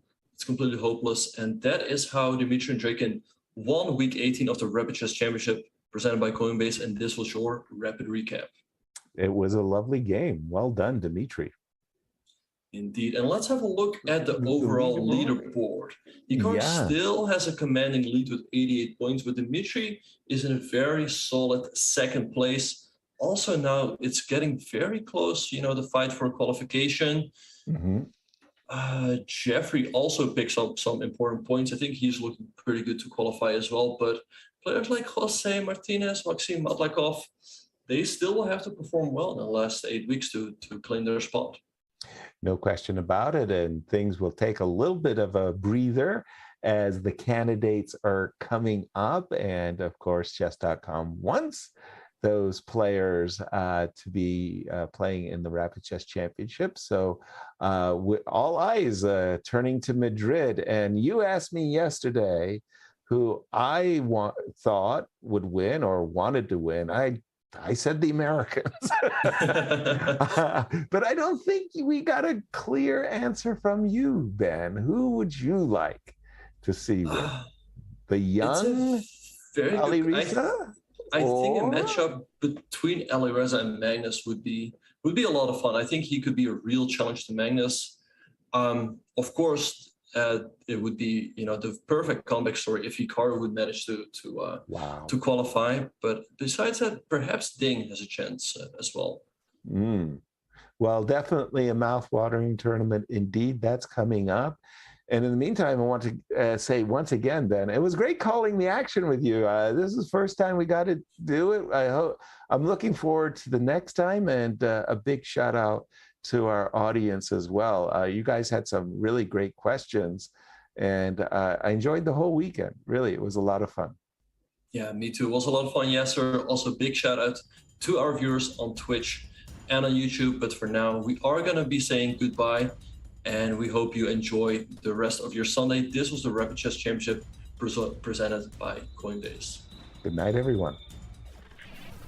The Rapid Chess Championship is brought to you by Coinbase. Whether you're looking to make your first crypto purchase or you're an experienced trader, Coinbase has you covered.